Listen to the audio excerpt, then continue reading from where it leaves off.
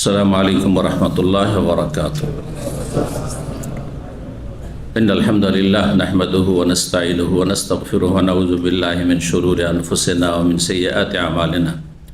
من يهده الله فلا مضل له ومن يضلل فلا هادي له. وأشهد أن لا إله إلا الله وحده لا شريك له وأشهد أن محمدا عبده ورسوله صلى الله تعالى عليه وعلى آله وصحبه وسلم تسليما كثيرا. أما بعد فقد قال الإمام البخاري رحمه الله تعالى باب العين حق.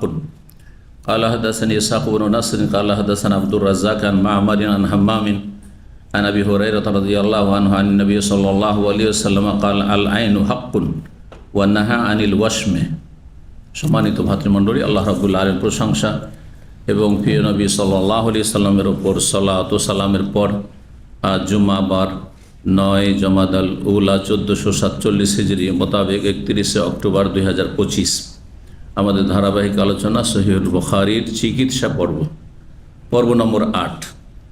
ইমাম বুখারীর চিকিৎসা পর্বের অধ্যায় নম্বর 36 থেকে আজকে আমরা শুরু করব। বিষয়বস্তু হচ্ছে বদনজর লাগা সম্পর্কে। ইমাম বুখারী রাহিমাহুল্লাহ বলছেন বাবুন, এই অধ্যায় হচ্ছে আল আইনু হাক্কুন। বদনজর বা কুদৃষ্টি হচ্ছে সত্য।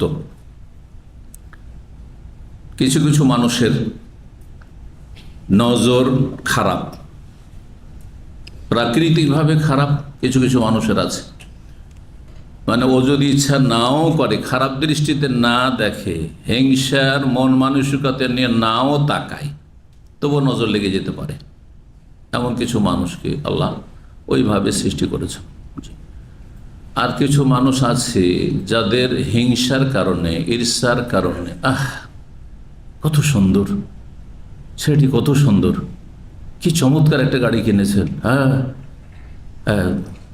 কি সুন্দর মাশাআল্লাহ সেজে এসছেন আজকে, এসব কথার জন্য বদনজর লেগে যেতে পারে। মাশাআল্লাহ না বলে, বরকতের দোয়া না দিয়ে বারাকাল্লাহ ফিকুম বা মাশাআল্লাহ তাবারাকাল্লাহ ইত্যাদি না বলে নিজের ক্ষেত্রে মাশাআল্লাহ, এখানেও অনেকে গোলমাল করে দেন, কোনখানে মাশাআল্লাহ বলবো, কোনখানে বারাকাল্লাহ ফিকুম বলবো, বুঝছেন না?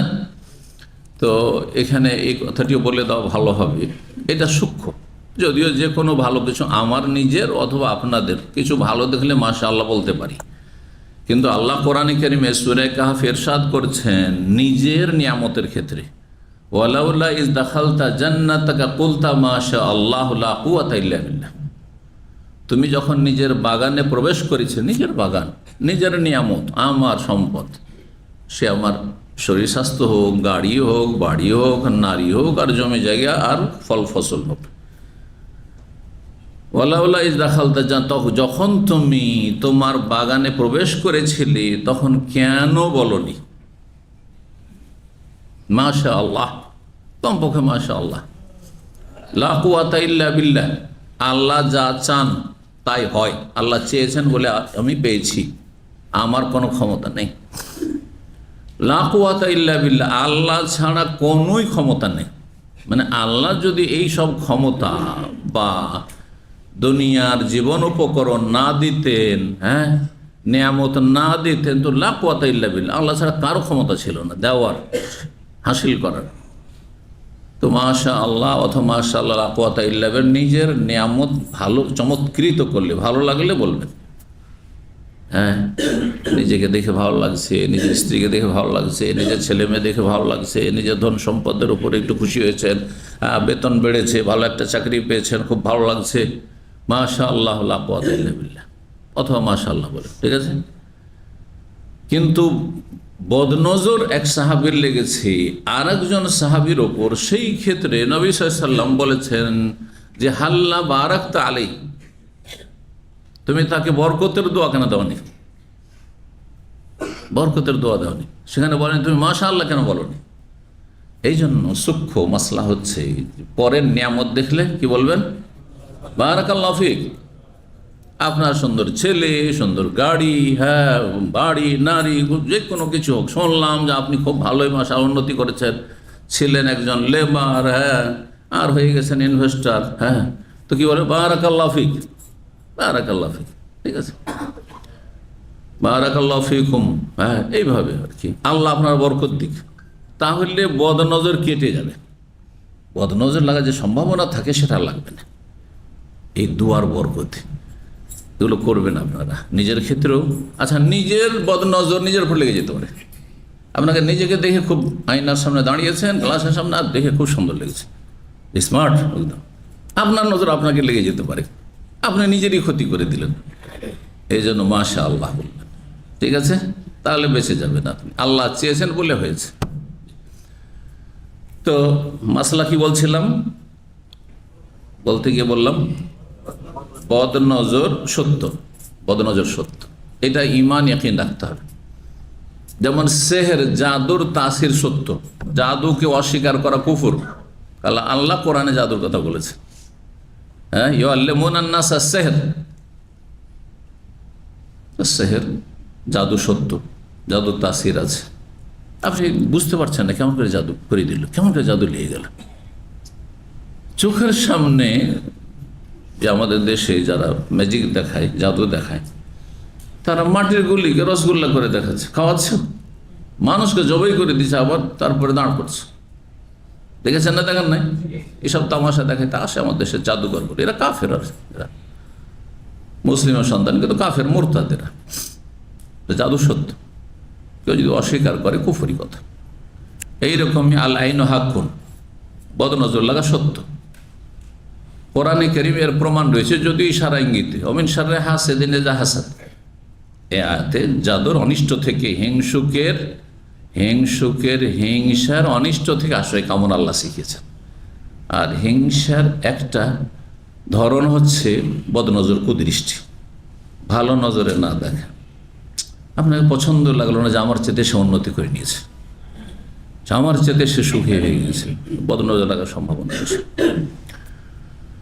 তো যা এইসব জিনিসগুলো সত্য। এইরকম জিন, আজকাল মেডিকেল সায়েন্স যারা পড়াশোনা করে, ইসলামবিহীন, মানে জন্মসূত্রে মুসলিম কিন্তু ইসলামের চর্চা নেই, ইসলামের শিক্ষা নেই, আর হেলথ নিয়ে লেখাপড়া করেছে, আর সায়েন্স টেকনোলজি পড়েছে, পড়ার বলছে না এসব জিন টিন কিছু নেই, কুফরি কথা এটি। সূরাতুল জিন, একটি সূরার নামই জিন। কোরআনে কত আয়াতে জিনের কথা রয়েছে, তাই না? যেমন মালায়েকা, ফেরেশতাকে অস্বীকার করা কুফরি, তেমন জিনকে অস্বীকার করা কুফর। তো এই বিষয়গুলি আমাদের আকীদার বিষয়, কিন্তু ইউমিনুনা বিল গায়বের অন্তর্ভুক্ত। হেদায়েত পেতে হলে, জান্নাত পেতে হলে, মুত্তাকি হইতে হলে, হুদালিল মুত্তাকিল্লাযিনা ইউমিনুনা বিল গায়ব, প্রথম না দেখে বিশ্বাস করার কথা আল্লাহ বলে। তারপরে বলছে ওয়াকিমুস সালাত, না দেখে বিশ্বাস করে তারপরে সালাত কায়েম করতে হবে। তো যেই সে জিনিস বিশ্বাস করবেন নাকি? কোনটা বিশ্বাস করবেন? যেটা ওহীর দ্বারা প্রমাণ, কোরআন সুন্নাহ দ্বারা প্রমাণ, সেটা বিশ্বাস করবেন না। আপনি ভিত্তিহীন কথা আপনারা বিশ্বাস করবেন না। হাত থেকে থালা পড়ে গেল, মেহমান আসবে আজকে, বিশ্বাস করা যাবে নাকি?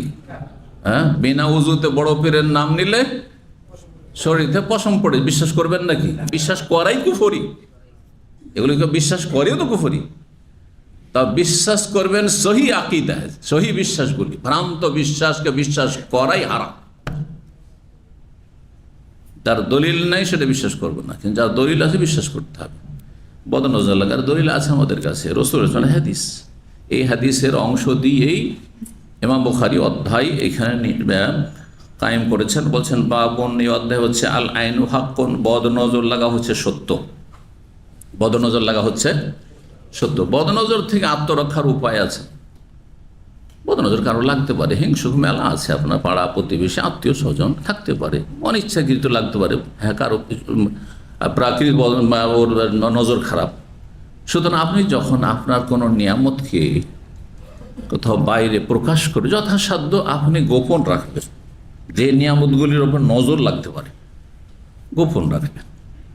যদি প্রকাশ করতে হয়, ছেলে মেয়ে নিয়ে বেরোইতে হবে, হ্যাঁ, ছেলে মেয়ে নিয়ে বেরোইতে হবে। আর তারা নাবালক নাবালিকা হলে তার নজর পড়বে, তাহলে তাদের জন্য দোয়া করবেন। সূরা ফালাক, নাস, ইখলাস এগুলো পড়ে আপনি ফুক দিয়ে নেবেন, অথবা আপনি পড়বেন ওইজুকা বিকালিমাতিল্লাহি তাম্মা মিন কুল্লি শাইতানিন ওয়া হাম্মা ওয়া মিন কুল্লি আইনিন লাম্মা। হাসান হোসেন রাদিয়াল্লাহু তাআলা আনহুকে নবী সাল্লাল্লাহু আলাইহি ওয়াসাল্লাম আল্লাহর আশ্রয়ে রাখতেন, মানে আল্লাহর আশ্রয় নিতেন, তাদের জন্য কামনা করতেন এই দোয়ার মাধ্যমে। তো এইভাবে করবেন। বাড়ি থেকে বেরোন, বিসমিল্লাহ তাওয়াক্কালতু আলাল্লাহ ওয়ালা হাওলা ওয়ালা কুওয়াতা ইল্লা বিল্লাহ, এই হাদিসে রয়েছে। হ্যাঁ, কুফিতা, তোমার জন্য আল্লাহ যথেষ্ট হয়ে গেছে। ও ওকিতা, তোমাকে ওই সমস্ত অনিষ্ট বালামোষ রক্ষা করা হয়েছে। এটা নিয়ম বানিয়ে নিতে হবে যে কোনো সময়। এটা অভ্যাসের ব্যাপার। মানুষ যখন অভ্যাস করে নেয় তখন অটোমেটিক গিয়ার কাজ করে। দেখেছেন, আমরা যে রাস্তা দিয়ে বাসা যাই আর বাসা থেকে অফিসে আসি, ওই রাস্তার ব্যতিক্রম কোনোদিন নিয়ত করেছি যে অন্য জায়গায় যাব, তারপরে অফিসে আসবো অথবা বাসায় যাব। কিন্তু যদি ওই সময় গল্পে থাকি বা অন্য কোনো দিকে চিন্তা থাকে, তো অটোমেটিক ও গাড়ি কিন্তু কোথায় চলে গেছে, বাসা বা অফিস পৌঁছে গেছে। পরীক্ষা করেছেন এটা? তো আমার অনেকবারই হয়েছে।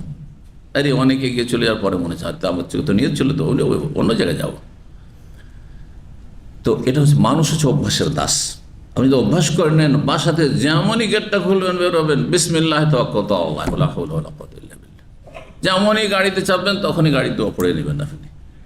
যেমন কোনো জায়গায় নামবেন আউযু বিকালিমাতিল্লাহি তাম্মাতি মিন শাররি মা খালাক পড়ে নেবেন। এগুলি হচ্ছে নিজেকে সুরক্ষিত করার উপায়, বদনজর থেকে, সেহের জাদু থেকে, জিন শয়তানের অনিষ্ট থেকে, মানুষ শয়তানের অনিষ্ট থেকে, ইত্যাদি ইত্যাদি। মিন শাররি মা খালাক, যা আল্লাহর সৃষ্টিতে খারাপ অনিষ্ট রয়েছে সব কিছু থেকে আল্লাহর কাছে আশ্রয় চাইছে।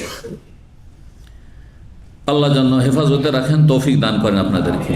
জি, হাদিস নম্বর 5740 বর্ণনা করেছেন আবু হুরায়রা রাদিয়াল্লাহু তাআলা। তিনি বলেন যে নবী সাল্লাল্লাহু আলাইহি ওয়াসাল্লাম বলেছেন, আল আইনু হাক্কুন, বদ নজর লাগা হচ্ছে সত্য।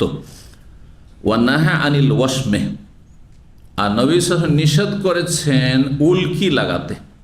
উল্কি লাগা বুঝেন তো? হ্যাঁ, ট্যাটু নাকি? আজকাল মানুষ ইংলিশটা বেশি বুঝছে, অনেকে হয়তো উল্কি বুঝে না, কিন্তু ট্যাটু বললে বুঝছে।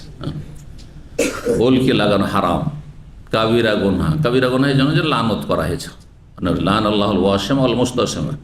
আগের যুগে মহিলারা বেশি করতো, এই জন্য স্ত্রীলিঙ্গের মুয়ান্নাসের সিগা ব্যবহার হয়েছে হাদিসে, কিন্তু পুরুষও যদি লাগায় হারাম। যে ফিলিপিনোরা পুরুষ হোক আর নারী হোক, পশ্চিমা দেশও দেখলাম, ইউরোপে সুবহানাল্লাহ প্রায় অমুসলিম সব, গোটা শরীরে ট্যাটু। আউযু বিল্লাহি মিনাশ শাইতানির রাজিম, নাসাল্লাহ সালামাত ওয়াল আফিয়া। আর যারা মুসলিম সমাজের এরকম করছে তারা কাফেরদের গোলাম, কাফেরদের অনুসারী, কাফেরদের সদৃশ্যতা অবলম্বনকারী। সুতরাং মান তাশাব্বাহা বিকওমিন ফাহুয়া মিনহুম, আবু দাউদের হাদিস, রাসূলুল্লাহ সাল্লাল্লাহু আলাইহি ওয়াসাল্লাম এই হাদিস, যে যেই ব্যক্তি, যেই মুসলিম বিজাতি কাফেরদের বেশভূষা গ্রহণ করবে, তাদের মতো সাজবে, তাদের মতো চুলের কাটিং আজকাল সেলুনে, এই যে চুলের কাটিং যারা করছে কাফেরদের মতো দেখা দেখি সোশ্যাল মিডিয়া বা বিভিন্ন মিডিয়াতে দেখে, তারা তাদের দলভুক্ত নয় বলছেন। এবং যেসব নাপিতগুলো এই সেলুনের কর্মচারীগুলো এই হারাম কাটিং ছাটিং করে দিচ্ছে, তাদের রুজি হারাম। যেমন দাড়ি মুন্ডা রুজি হারাম, তেমন এইরকম কাটিংয়ে রুজি হারাম। এটাও মাসলা জেনে রাখতে হবে। কতটা হালাল? মোচ কাটছে হালাল, হ্যাঁ, আপনার চুল কাটছে এটুকু হালাল। সুতরাং এই সেলুনের ব্যবসা 50-50। হ্যাঁ, যতটা হারাম ঢুকছে ততটা হারাম। হারাম কাজ করে যেটি রোজগার হচ্ছে, আর অতি বেশি রোজগার হচ্ছে, কালো কলপ লাগাচ্ছে, সুতরাং হারাম কাজ করছে। ব্রাউন অথবা লাল লাগাচ্ছে তাহলে জায়েজ, কিন্তু অধিক ম্যাক্সিমাম আপনার কাস্টমার হচ্ছে হারাম জীবনযাপন করি, সুতরাং কালো করছে পেটের জন্য। তো এইসব ইনকামগুলি হারাম। নাহা আনিল ওয়াশমে, তা উল্কি লাগাতে রাসূল নিষেধ করেছেন। এটা নাহি তাহরিম, হ্যাঁ, এটা মাকরু তানজি নয়, বরং এটি হচ্ছে হারাম, নিষিদ্ধ। 37 নম্বর অধ্যায় বলছে বাব রুকিয়াতিল হাইয়াত ওয়াল আকরাব। এই অধ্যায় হচ্ছে সাপ অথবা বিচ্ছুর দংশনে ঝাড়ফুঁক করা। সাপে যদি দংশন করে অথবা বিচ্ছুতে দংশন করে, হ্যাঁ, বিষাক্ত কোনো প্রাণীতে দংশন করে, তো তার জন্য ঝাড়ফুঁক করতে পারেন। কিন্তু ঝাড়ফুঁক করবে কে? যে এই ঝাড়ফুঁক জানে সে। আমাদের দেশীয় কবিরাজ নয়, দেশীয় ওঝা নয়, তারা মুশরিক। আমাদের দেশের কবিরাজগুলি সমাজের, তারা ইসলাম সম্পর্কে কোনো জ্ঞান রাখে না, না তাওহীদ আকীদার জ্ঞান আছে তাদের, না কোরআন সম্পর্কে জ্ঞান আছে, না শরীয়তের মাসলা হালাল হারামের জ্ঞান আছে।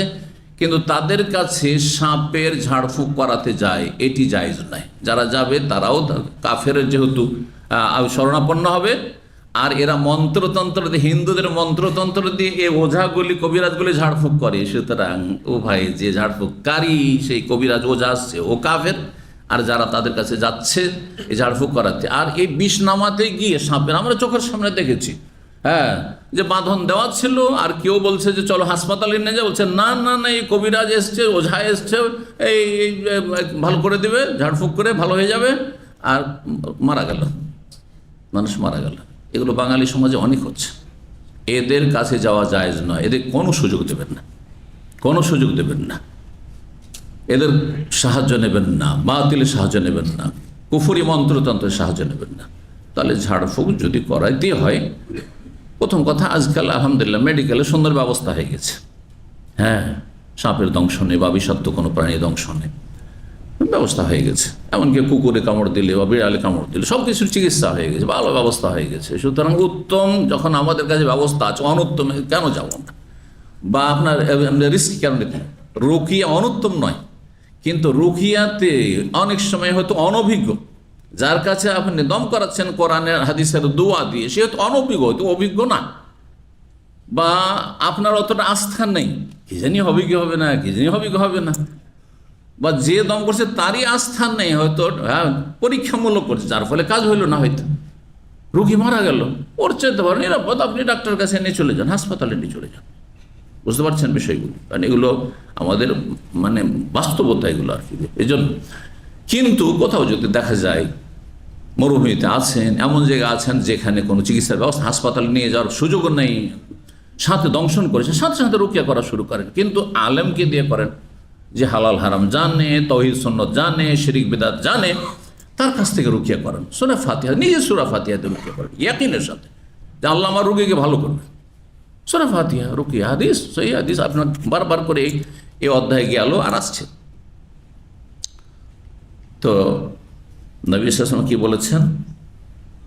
হ্যাঁ, এই হাদিসের অধ্যায়ে এসছি আমরা। রুকিয়াতুল হাইয়া, সাপের দংশনে অথবা বিচ্ছুর দংশনে, এই রকমের কোনো বিষাক্ত প্রাণীর দংশনে যার বিষ লেগে যেতে পারে আর সেটা ক্ষতি সাধন করতে পারে, তার জন্য রুকিয়া করেন। ঝাড়ফুঁক গুরুত্বপূর্ণ রুকিয়া, এটি গুরুত্বপূর্ণ রুকিয়া। রুকিয়া যে কোনো রোগের ক্ষেত্রে করা যায়, শারীরিক মানসিক যে কোনো ক্ষেত্রে করা যেতে পারে, যা মানে ঝাড়ফুঁক করা যেতে পারে, কিন্তু কিছু কিছু ক্ষেত্রে বেশি গুরুত্বপূর্ণ। তার মধ্যে একটি হচ্ছে বিষাক্ত প্রাণী দংশনের ক্ষেত্রে রুকিয়া করা। জি, 5741 নম্বর হাদিস। হাদিস মনে করছেন আব্দুর রহমান ইবনে আসওয়াদ, তার পিতা আসওয়াদ থেকে। আসওয়াদ ইনি প্রখ্যাত তাবেঈ ছিলেন এবং তিনি আসওয়াদ আর আলকামা আব্দুল্লাহ মাসউদের বিশিষ্ট ছাত্র ছিলেন। কুফার, ইরাকে আব্দুল্লাহ মাসউদ হিজরত করে চলে গেছিলেন, রাদিয়াল্লাহু তাআলা আনহু সাহাবী, তার বিশিষ্ট এরা ছাত্র ছিলেন, তাবেঈ। তার এ আসওয়াদ মা আয়েশা রাদিয়াল্লাহু তাআলা আনহার কাছেও মদিনা যখন আসতেন তখন পর্দার আড়াল থেকে হাদিস শুনতেন বা শিখতেন। তো বলছেন তিনি, সালতু আয়েশা, আমি মা আয়েশা রাদিয়াল্লাহু তাআলা আনহাকে জিজ্ঞেস করেন রুকিয়াতি মিনাল হুমা, বিষাক্ত প্রাণীর দংশনের ক্ষেত্রে ঝাড়ফুঁক করার বিষয়, বিষাক্ত প্রাণী দংশন করলে তার ঝাড়ফুঁকের বিষয়ে জিজ্ঞেস করলাম। হোমাতুন, গত সপ্তাহে বলেছি মনে হয়, এটিকে হুম্মা পড়বেন না, কেতাবুত তাওহীদের এক অনুবাদক, হ্যাঁ, অনুবাদ করে যে হুম্মা পড়ে নিয়েছে, আর হুম্মা মানে জ্বর হয়, তো জ্বরের ঝাড়ফুঁক করে দিয়েছে। কত বড় ভুল হয়ে গেল, তাই না? জ্বর আসলে ঝাড়ফুঁক করা ঠিক আছে, জায়েজ, কিন্তু গুরুত্বপূর্ণ ঝাড়ফুঁক নয়। আপনি এই ক্ষেত্রে আপনার মেডিকেলের যে ওষুধগুলো রয়েছে, আপনি যে কোনো ওষুধ ব্যবহার করেন, এটা বেশি গুরুত্বপূর্ণ, কারণ এগুলো শারীরিক রোগের। কিন্তু হ্যাঁ, বিষাক্ত প্রাণী দংশনের ক্ষেত্রে হোমাতুন ফাকালাত মা আয়েশা বলেন, রাখাসান নবী সাল্লাল্লাহু আলাইহি ওয়াসাল্লাম অনুমতি দিয়েছেন। রাখাস মানে ছাড় দিয়েছেন, মানে অনুমতি দিয়েছেন। আর রুকিয়া, এই রাখাসা থেকে রোকসা, রোকসা কাকে বলছে? লাইসেন্সকে, ড্রাইভিং লাইসেন্সের রোকসা বলছেন না, রোকসা কেয়াদা বা রোকসা সিয়াকা, দুটোই বলা হয়। রাসূলুল্লাহ সাল্লাল্লাহু আলাইহি ওয়াসাল্লাম অনুমতি দিয়েছেন আর রুকিয়া ঝাড়ফুঁক করার ক্ষেত্রে মিন কুল্লি যি হুমাতিন, যে কোনো বিষাক্ত প্রাণীর দংশনের ক্ষেত্রে, যে কোনো বিষাক্ত প্রাণী ধ্বংসন করে তাহলে সেই ক্ষেত্রে ঝাড়ফুঁকের অনুমতি দিয়েছেন। 38 নম্বর অধ্যায় বলছে বাব রুকিয়াতি নবী সাল্লাল্লাহু আলাইহি ওয়াসাল্লাম, এই অধ্যায় নবী সাল্লাল্লাহু আলাইহি ওয়াসাল্লামের রুকিয়া মানে ঝাড়ফুঁক সম্পর্কে। জি, নবী সাল্লাল্লাহু আলাইহি ওয়াসাল্লাম কেমন ঝাড়ফুঁক করতেন? 5742 নম্বর হাদিস বর্ণনা করছেন আব্দুল আজিজ। তিনি বলছেন, দেখাল তো আমি প্রবেশ করলাম এবং সাবেত আল বুনানি আনাস বিন মালিকের কাছে। তাহলে এরা দুজনের তাবেই, সাহাবী আনাস বিন মালিকের সাথে সাক্ষাৎ হয়েছে, তার মানে এরা হচ্ছে তাবেই। ফাকাল সাবেত মানে আবা হামজা, হে আবু হামজা। আবু হামজা কুনিয়াত, উপনাম ছিল আনাসের। উপনাম বুঝেন, যেটা ছেলের নামের সাথে সম্পৃক্ত, অমুকের বাবা, অমুকের মা, হ্যাঁ, বা অমুকের ছেলে, ছেলের সাথে অথবা বাবার সাথে সম্পৃক্ত করে যদি কাউকে ডাকা হয় এটাকে কুনিয়াত। আর যেটি কুনিয়তকে বাংলায় উপনাম বলা হয়, নাম নয় কিন্তু উপনাম, সহজ ভাষায় ডাক নাম। আমাদের দেশে ডাকার জন্য মহিলারা বলে অমুকের বাবা, বলে না, এটি হচ্ছে কুনিয়াত। আবু আবদুল্লাহ, আরবরা বলছে আবু ফাহাদ, আবু ফয়সাল, আর আপনার বলছেন আপনার ছেলের নাম ফয়সাল, আর স্ত্রী তো স্বামীর নাম বলবে না বাঙালি সমাজে। তখন যতদিন বাচ্চা হয়নি, ও শোনেন শোনেন, ও শোনো শোনো, ওই করতে থাকে। তারপরে তখন যে বাচ্চা হয় তখন বলে ও ফাহাদের বাপ, ফয়সালের আব্বা, তাই না, ইত্যাদি, বাবু। আজকাল তো আবার নতুন নতুন চেঞ্জ হচ্ছে, আর আব্বার যুগ নেই, এখন আব্বুর যুগ হয়েছে। কখন যে পাপার যুগ চলে আসো, চলেও এসছে। হ্যাঁ, এটা হচ্ছে পরিবর্তন। মানুষ হচ্ছে পরিবর্তনশীল। কুল্লু জাদিদিন লাযীজুন, আরবিতে একটি প্রবাদ আছে, প্রত্যেক নতুন হচ্ছে সুমিষ্ট। নতুনটা বেশি স্বাদ লাগে। নতুন নতুন খাবার আপনাদের স্বাদ লাগছে না? আজকাল যে ফাস্ট ফুড, নতুন নতুন ফাস্ট ফুড আসছে আর খুব চলছে, পুরাতনগুলো গেছে। একসময় শর্মার দোকান ছিল বাদিয়ার দিকে, আমরা যেতাম, কখনো শর্মা করে ইচ্ছা হবে, ওগুলো আর কেউ যাই না। নতুন নতুন এসেছে, এমন এমন এসেছে যে যেগুলো আমরা এখন জানিও না, কিন্তু যারা এইগুলোতে ইন্টারেস্ট রাখে তারা খুব খবর রাখে, আপডেট কি হচ্ছে খাবার দাবারের। নতুন করলো জাদিদিন লাযীজুন, প্রত্যেক নতুন ভালো লাগে বেশি। নতুনটা খারাপ হলেও ভালো লাগে। যেন দেখছেন না আজকাল বেদিনদেরকে নতুন কাটিং দেখে পশুর মতো লাগছে, তারপর নতুন চুলের কাটিং পছন্দ লাগছে, বুঝতে পারছেন? পুরাতনটা ভালো লাগছে না। দাড়ির নতুন কাটিং চলে আসলে, হ্যাঁ, এখন রাখতে হবে, ওইটাই ভালো লাগছে। নতুন ফ্যাশন চলে আসলো, লেবাস পোশাকের ক্ষেত্রে নতুন একটা ফ্যাশন এসছে, এইরকম করা হচ্ছে, ওইটাই পছন্দ হচ্ছে। তো মানুষেরই স্বভাব। নবী সাল্লাল্লাহু আলাইহি সাল্লামের ঝাড়ফুঁক সম্পর্কে বলছেন, হে আবু হামজা, হে আবু হামজা, ইশতাকাইতু, আমি অসুস্থ হয়ে পড়েছি। সাবেত বললেন, ফাকাল আনাস, আনাস তোমার বলে, আলা আরকিকা বিরুকিয়াতি রাসূলিল্লাহ সাল্লাল্লাহু আলাইহি ওয়াসাল্লাম, তোমাকে কি নবী সাল্লাল্লাহু আলাইহি সাল্লামের রুকিয়া দ্বারা আমি রুকিয়া করব? মানে নবী সাল্লাল্লাহু আলাইহি যেই দোয়া পড়ে কি করতেন, ঝাড়ফুঁক করতেন, দম করতেন, সেটা কি করব? কালা বালা, হ্যাঁ অবশ্যই। যে বালা কেন বললেন, নাম কেন বললেন না? এর আগে গ্রামার বলেছি, কিন্তু বালার জায়গায় নাম ব্যবহার করলে উল্টো অর্থ হয়ে যাবে, আর নামের জায়গায় বালা করলে উল্টো হয়ে যাবে বা ভুল হয়ে যাবে, বুঝতে পারছেন না? বালা আলা, এই যে করব না, করব না বলে যখন জিজ্ঞাসা করা হচ্ছে, আর আপনি বিষয়টিকে হ্যাঁ করতে, পজিটিভ করতে চাইছেন, জিজ্ঞাসা হচ্ছে নেগেটিভ, আর আপনি সেটা কি করতে চাইছেন, পজিটিভ, ইতিবাচক করতে চাইছেন, তখন বালা বলতে হবে। আর যদি এই বালার জায়গায় যখন নেগেটিভ জিজ্ঞাসা করেছে আর নাম বলে দেন, তাহলে আপনার উত্তরটিও নেগেটিভ হয়ে যাবে, বুঝতে পারছেন? তার মানে করিয়েন না হয়ে যাবে। আরে কি বলতে চাইছে কি না, অবশ্যই করেন, হ্যাঁ করেন। তাহলে বাংলাতে যদি কেউ জিজ্ঞাসা করে যাবেন না আর হ্যাঁ বলেন, তাহলে কি হবে? হ্যাঁ, যাব না। আর যদি উত্তর দিতে হ্যাঁ যাবো, তা কি বলতে হ্যাঁ অবশ্যই। হ্যাঁও বললেন না আপনি, কিন্তু অবশ্যই যথেষ্ট, মানে অবশ্যই যাব, আরে বুঝতে পারছেন না? তা আমাদের ভাষাতে বালা নেই, কিন্তু বালার অর্থ হ্যাঁ অবশ্যই, বুঝতে পেরেছেন? আরবির অলঙ্কার কালা বালা, হ্যাঁ বালা অবশ্যই আপনি শিখিয়ে দেন বা আপনি রুকিয়া করেন, ঝাড়ফুঁক করেন। কালা আল্লাহুম্মা রাব্বান নাস, হে আল্লাহ, হে মানব সকলের প্রতিপালক, পালনকর্তা। রব মুজহিবাল বাস, যিনি দুঃখ কষ্ট বা রোগ, বাসন মানে দুঃখ কষ্ট হয়, বাসন মানে রোগ হয়, বাসন মানে যুদ্ধ হয়, জি, বাসিহে বাসন শদীদুন, প্রচণ্ড শক্তি রয়েছে লোহাতে, আল্লাহ বলছেন সূরা হাদীদে। জি, কারণ লোহা দ্বারা, লোহা ছাড়া কোনো অস্ত্র তৈরি হইতে পারে না। হ্যাঁ, আর হ্যাঁ, লোহাতে প্রচণ্ড শক্তি রয়েছে, যত যুদ্ধ হয়েছে সেখানে লোহার প্রয়োজন আছে। ফিহে বাসুন শাদীদ ও মানাফিউ লিন-নাস, বহুমুখী ফায়দা রয়েছে লোহাতে। তো বাসের অনেকগুলি অর্থ হয়, ক্ষেত্র বিশেষে আপনাকে অর্থ করতে হবে। এখানে রোগ, যেহেতু রোগের রুকিয়া করছেন, মুযহিবিল বাস, যিনি রোগের রোগ দূরকারী, রোগ দূরীভূতকারী। ইশফি, তুমি আরোগ্য দান করো। শেফাতি, শেফা মানে আরোগ্য, নিরাময় দান করো। আনতা শাফি, তুমি আরোগ্য দানকারী। লা শাফিয়া, অন্য রিওয়ায়াতে রয়েছে লা শেফা ইল্লা শেফাও, কোনো আরোগ্যকারী নেই ইল্লা আনতা, তোমার ছাড়া। আর যদি লা শেফা পড়েন তো ইল্লা শেফা, তোমার আরোগ্য ছাড়া কোনো আরোগ্য নেই। মানে তুমি যদি রোগের নিরাময় না করো তাহলে কোনো নিরাময় হতে পারে না। শেফা আন, এমন আরোগ্য দান করো, মানে ইশফে শেফা আন, ইশফে এখানে উজ্জ্ব রয়েছে তার মফুলটি, মফুলে মতলাক। শেফা আন, আল্লাহ এমন আরোগ্য দান করো, লা ইউগাদিরু সাকামা বা সুকমা, যাতে কোনো রোগ অবশিষ্ট না থাকে শরীরে। লা ইউগাদিরু সাকামা, ইউগাদিরু মানে ছেড়ে দাও, কোনো রোগকে ছেড়ে না দেয়, সব দূরীভূত হয়ে যায়। দোয়া মুখস্থ আছে, এটা দিয়ে রাসূলুল্লাহ রুকিয়া করেছেন, তারপরে আনাস করেছেন। সুতরাং এই দোয়া দিয়ে আপনি রুকিয়া নিজেকে করবেন আর অন্যদেরকেও করবেন, আপনার ছেলে মেয়ে করবেন। যদি অসুস্থ হয়, হ্যাঁ, আজহিবিল বাস রব্বান্নাস আল্লাহুম্মা, হ্যাঁ, রব্বান্নাস, অথবা আজহিবিল বাস রব্বান্নাস ইশফি আনতা শাফি লা শিফা ইল্লা শিফাউকা শিফাআন লা ইউগাদিরু সাকামা।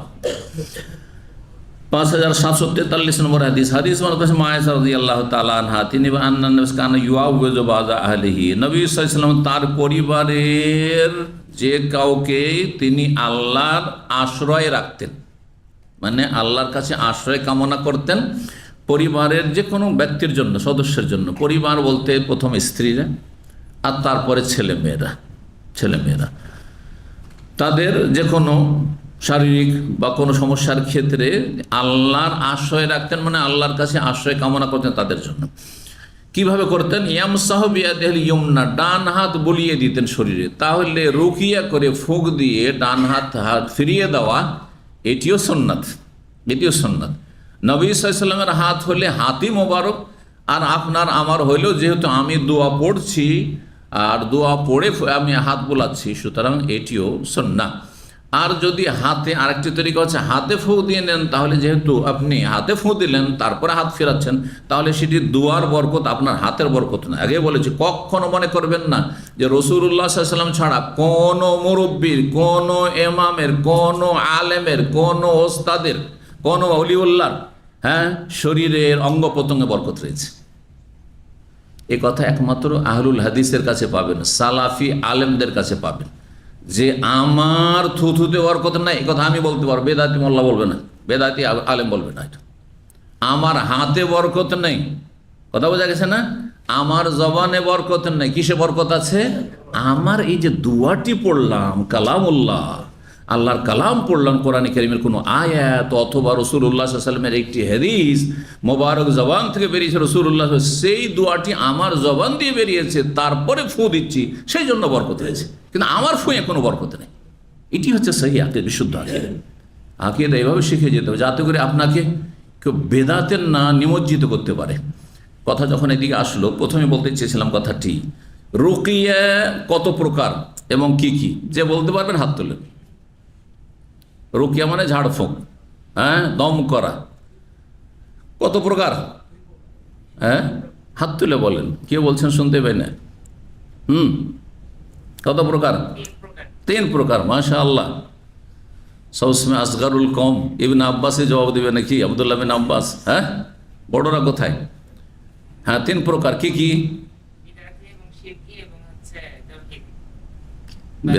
বেদাতি, শিরকি আর সুন্নাহ শারঈ, শরীয়ত সম্মত।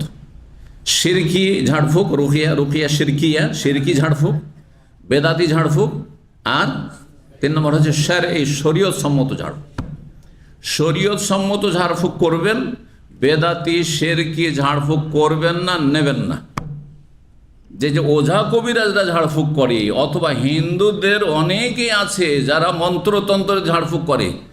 আমি মুসলিমকেও জানি, আমার গ্রামে একজন মুসলিম ছিল, দুনিয়াতে চলে গেছে, আল্লাহ মাফ করে, নামাজি ছিল, অন্তত শেষ দিকে ছিল, কিন্তু তার কাছে সে আমাকে একদিন বললো যে আমার কাছে একটা মন্ত্রের বই আছে। তখন আমি আমার এই ছিল 17-18 বছর বয়স, কিন্তু আমার তখনকার কথা বলছি। তো আমাকে বলছে, আমাদের বড় ভাই হয় বংশ হিসাবে, বলছে আমার কাছে একটা মন্ত্রের বই আছে, জীবনে প্রথম মন্ত্রের বই, বাংলায় লেখা আছে। না বললাম আমি দেখবো, তাহলে ছুটিতে মাদ্রাসা থেকে এসেছি।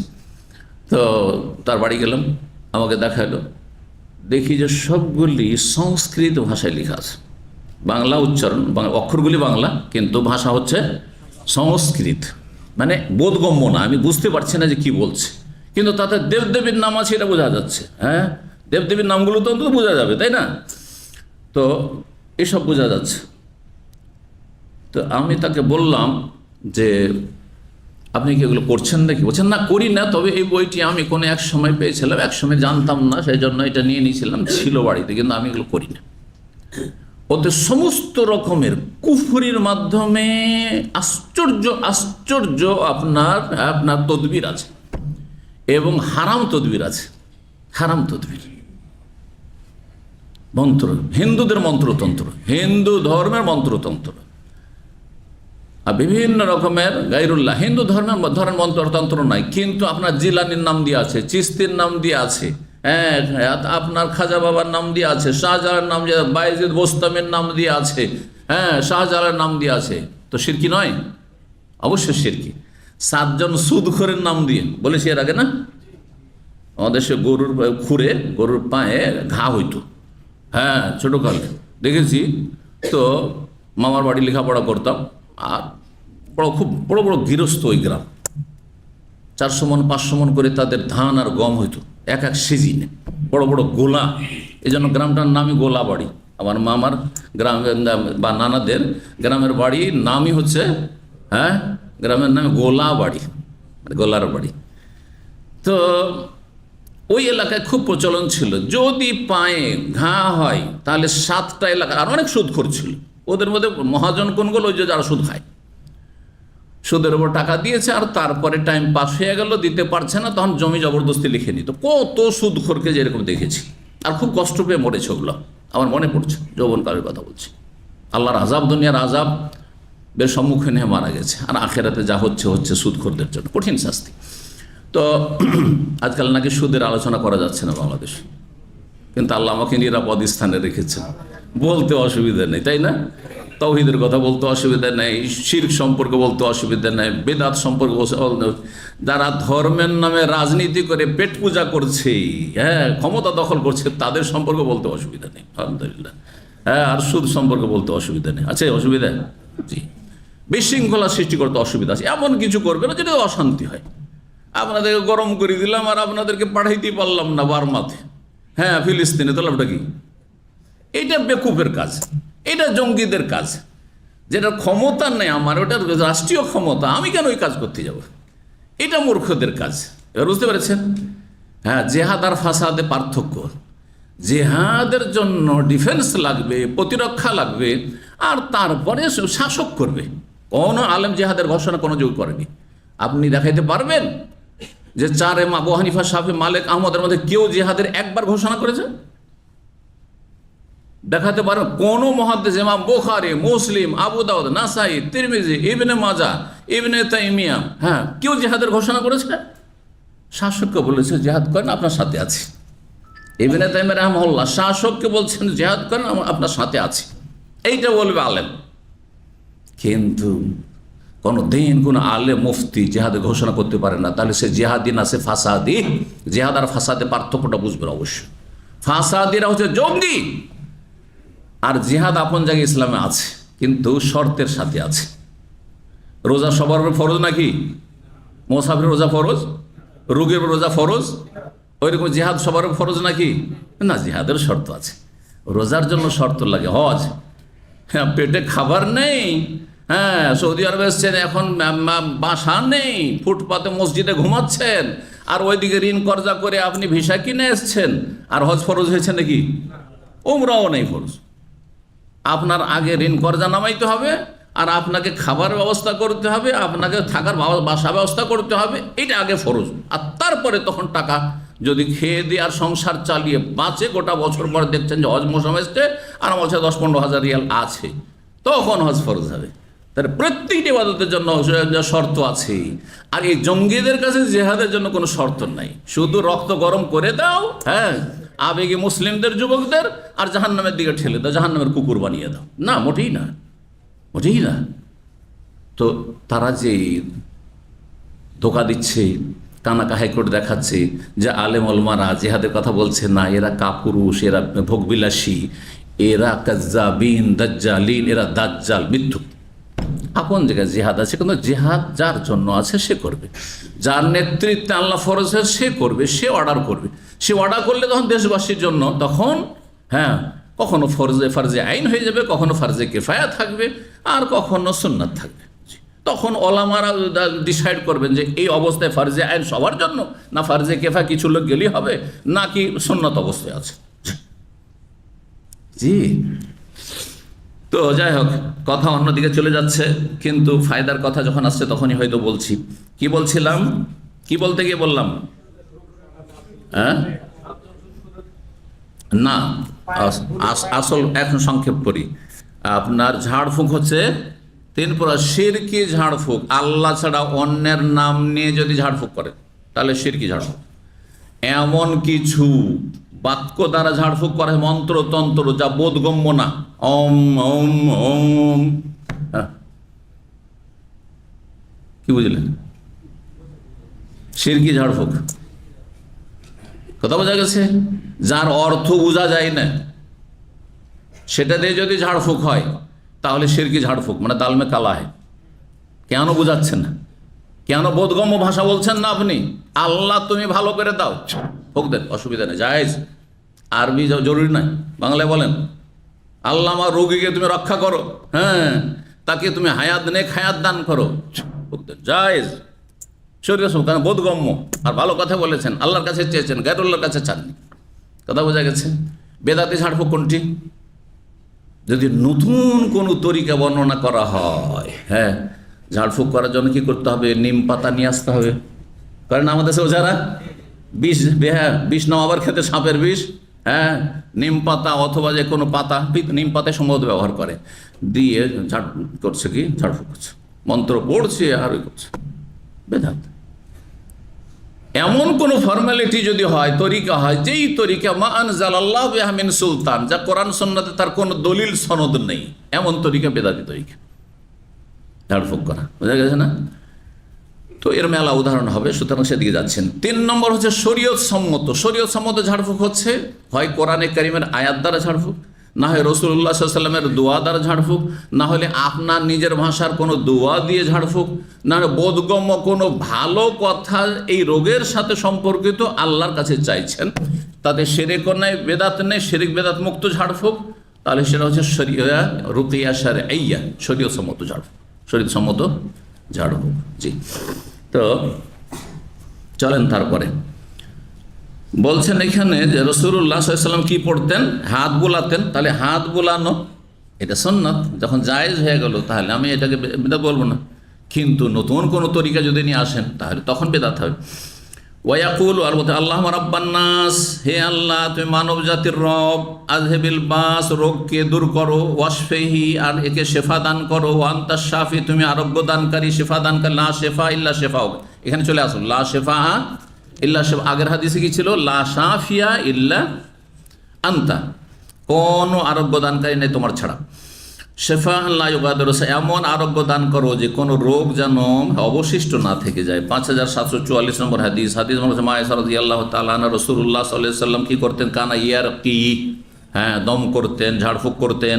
ওয়ায়াকুলু, বলতেন ইমসাহিল বাস রাব্বান নাস, ইমসাহিল বাস এটাও বলতে পারেন, আযহিবিল বাস, ইমসাহিল বাস মানে রোগকে মুছে ফেলে দাও, আল্লাহ তুমি রোগকে মুছে দাও, মানে শেষ করে দাও। রব্বান নাস, হে মানব সকলের, হ্যাঁ, অধিপতি বা প্রতিপালক। বেয়াদিকা শেফা, তোমার হাতে আরোগ্য রয়েছে। ভাষার পার্থক্য এটাও বলতে পারেন। লা কাশিফা লাহু ইল্লা আনতু, রোগকে দূরকারী তোমার ছাড়া কেউ নেই। লা কাশিফা, লা শেফা ইল্লা শেফাউকা, লা শাফিয়া ইল্লা আনতা, লা কাশিফা লাহু ইল্লা আনতা। যেইভাবে হাদিসে এসছে ওইভাবে বললে সুন্নাহ হবে, কোন একটি হাদিস মোতাবেক আমল করলেও চলবে। সবগুলির আমল করতে পারে, কোনোবার এটা পড়লে কোনোবার ওইটা পড়লে তাও জায়েজ রয়েছে। আর একটি নতুন দোয়া দেখেন এখানে, রুকিয়া ঝাড়ফুঁক করার 5745 নম্বর হাদিস বর্ণনা করছেন মা আয়েশা রাদিয়াল্লাহু তাআলা আনহা বলেন আন্না রাসূলুল্লাহ ইয়াকুলু লিল মারিদ, নবী সাল্লাল্লাহু আলাইহি ওয়াসাল্লাম রোগীকে উদ্দেশ্য করে বলতেন, মানে এই রুকিয়াটি ঝাড়ফুঁকের বাক্যগুলি বলতেন বিসমিল্লাহ।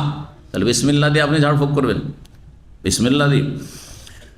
তুরবাত আরদেনা, মানে হাযিহি তুরবাত আরদেনা, এই হচ্ছে আমাদের জমির মাটি। আমাদের জমির মাটি মানে কি? তার মানে যদি রোগীর কোনো জায়গায় ব্যথা থাকে, কোনো জায়গায় ব্যথা, প্রচণ্ড ব্যথা, তাহলে আপনি ধুলি নিতে পারেন, আর ধুলি নিয়ে সেখানে আপনি লাগিয়ে দিতে পারেন বা ছিটিয়ে দিতে পারেন, আর তারপরে আপনি ফুঁক হাযিহি তুরবাত আরদেনা। এটা একদল ব্যাখ্যা করে যে কোনো মাটি, তাহলে কোনো বিশেষ মাটির কথা বলা হয়নি। আরেক দল বলছেন হাদিসের ব্যাখ্যায়, যেহেতু নবী বলছেন তুরবাত আরদেনা, মানে এই হচ্ছে আমাদের ভূমির মাটি। আর আমাদের ভূমি বলতে রাসূলুল্লাহ সাল্লাল্লাহু আলাইহি ওয়াসাল্লামের ভূমি ছিল মদিনা, এই জন্য মদিনার মাটিকে অনেকে গুরুত্ব দিয়ে থাকে, করে না? আমার দেশে হাজিরে আসলে বা উমরাতে আসলে অনেকে মদিনার মাটি নিয়ে যায়, হ্যাঁ, মদিনার মাটি নিয়ে যায়। আর মাটিকে ফার্সিতে কি বলে জানেন? আপনারা জানেন না? খাক বলে। কে বললো? খাক, খাকে মদিনা। এটা বেরলভীদের মধ্যে খুব বেশি আছে, খাকে মদিনা।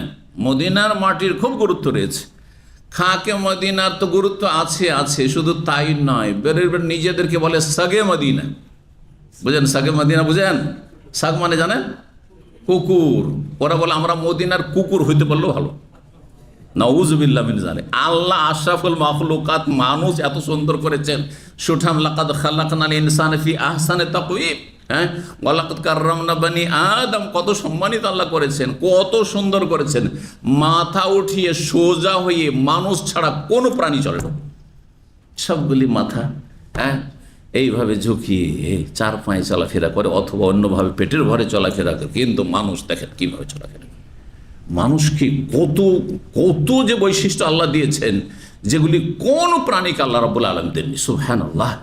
জি, তো কি করে একজন মানুষ, একজন মুসলিম বলে আমি মদিনার কুকুর হতে চাই? ওদের বড় বড় মুরিদদের যে 2-3-4 লাইনের কি থাকে, আলকাব, বুঝেন তো, লকব, হ্যাঁ, উপাধি, টাইটেল থাকে, তাতে সাগে মদিনাও থাকে। বুঝতে পেরেছেন? হাজরাতুল আল্লামা, আর পীরে কামেল, পীর জাদা, আর তারপর সাগে মদিনা, মদিনার কুকুর। আউযু বিল্লাহ, নাসাল্লাহ সালামাত ওয়াল আফিয়া। বলুন আলহামদুলিল্লাহ যে আল্লাহ আমাদেরকে কুকুর করেননি। মদিনার কুকুর ভালো না আপনি ভালো বলেন তো দেখি? আপনি কি কাফের যে বলবো উলাইকা কাল আনাম বলো মাদাল, হ্যাঁ, চতুষ্পদ জন্তু বা তার চাইতে নিকৃষ্ট? সেটা ভিন্ন হইতো, কিন্তু আমি তো একজন মুসলিম, আপনি তো একজন মুসলিম, তাহলে তো আপনি তো আল্লাহর কাছে শ্রেষ্ঠ। হ্যাঁ, আপনি আল্লাহর আপনার আদেশ নিষেধ মেনে চলছেন। কুকুরে তো সেই সেন্সই আল্লাহ দেয়নি, তো আপনি কেন কুকুরের পর্যায়ে চলে যান? দুনিয়াতে যদি কুকুর হতে চান তো আখেরাতে তো ওইরকমই যদি আল্লাহ করে দেয়, যে তুই তো চেয়েছিলি মদিনার কুকুর হতে চেয়েছিলি, থাক কুকুর হয়ে তুই জাহান্নামে যা। আল্লাহ হেফাজত করে। দিন না বুঝলে আবেগী ধর্মকর্ম এরকম হয়, মানে মদিনার মহব্বতে আর রসুলের মহব্বতে দিশেহারা, কোরআন হাদিসের কোনো প্রয়োজনই নেই, বালাই নেই। নাউযুবিল্লাহ মিন যালিক। আর একটা জিনিস লক্ষ্য করেছেন, আমাদের দেশের মানুষরা যত মদিনা মদিনা করে, কখনো মক্কা করতে শুনেছেন? হ্যাঁ, যত গজল আছে সবগুলি হচ্ছে, হ্যাঁ, মদিনার গজল। মক্কার গজল কখনো দেখেছেন? কেন? রোগ আছে, যেমন রোগ আছে শিয়াদের মধ্যে। হ্যাঁ, মা ফাতেমার গজল তো খুব আছে, কিন্তু মা জাইনাব কোথায় গেল, মা উম্মে কুলসুম কোথায় গেল, মা রোকাইয়া কোথায় গেল? কেন নাই? কেন? আর নবীর মেয়েরা কি মা নাকি? নবীর মেয়ে ফাতেমাও মা, আর তার মা খাদিজাও। আল্লাহ তো কোরআনে বলছেন ওয়াজওয়াজু উম্মাতুহুম মা, মানে মা আর মেয়ে দুজনই আপনার মা হয়ে গেল। এত মূর্খের মূর্খ আপনি, বুঝছেন না? তাহলে এগুলি হচ্ছে শিয়াদের ধর্ম। আমাদের দেশে বেদাতির ধর্ম, সুফিদের ধর্মগুলি শিয়া দ্বারা প্রভাবিত, ইরান দ্বারা প্রভাবিত। কথা বুঝতে পেরেছেন? জি। তো দোয়া দেখেন, রাসূলুল্লাহ সাল্লাল্লাহু আলাইহি ওয়াসাল্লাম বলতেন যে তুরবাত আরজেনা, হ্যাঁ, মদিনার মাটি কেউ যদি মনে করে যে এই দুয়াতে হয়তো মদিনার মাটিকে উদ্দেশ্য করা হয়েছে, সুতরাং আমি মদিনার মাটি হাতের নাগালে আছে, আমি মদিনার কাছাকাছি আছি অথবা মদিনাতে আছি, সুতরাং মদিনার মাটি অন্য জায়গায় দাম্মামের মাটির চাইতে গুরুত্বপূর্ণ, সুতরাং মোবারক এখানে নবী সাল্লাল্লাহু আলাইহি ওয়াসাল্লাম হাজার হাজার লক্ষ লক্ষ সাহাবায়ে কেরামদের হয়তো কদম মোবারক পড়েছে, সুতরাং সেখানকার মাটি নিয়ে আর নবী সাল্লাল্লাহু আলাইহি ওয়াসাল্লাম এই হাদিসে আছে, আমি সেই মাটিটা নিয়ে আমি দিলাম ব্যথার জায়গাতে, তো ঠিক আছে, ঠিক আছে। কিন্তু এখান থেকে আপনি উঠিয়ে নিয়ে যাবেন ইন্ডিয়া, বাংলাদেশ, মদিনার মাটি, খাকে মদিনা, এটা কোনো সাহাবী করেছেন? যদি করতেন কোনো সাহাবী যে আমি তো ইরাক চলে যাচ্ছি, হাসান হোসেন ইরাক চলে গেলেন, আলী ইরাক চলে গেলেন, আব্দুল বাসির ইরাক চলে গেলেন, আর অন্য সাহাবীরা সামদেশে চলে গেলেন, অনেক সাহাবী মিশরে চলে গেলেন, তারা মাঝে মধ্যে আসলে খাকে মদিনা, মদিনার মাটি যদি নিয়ে যেতেন, তাহলে আমার জন্য আপনার জন্য তখন সুন্নত হতো যে সাহাবীরা এইভাবে ইসলামটাকে বুঝেছেন। বুঝতে পারছেন কথা? এই জন্য এইখান থেকে মাটি নিয়ে যাওয়া বিদআত।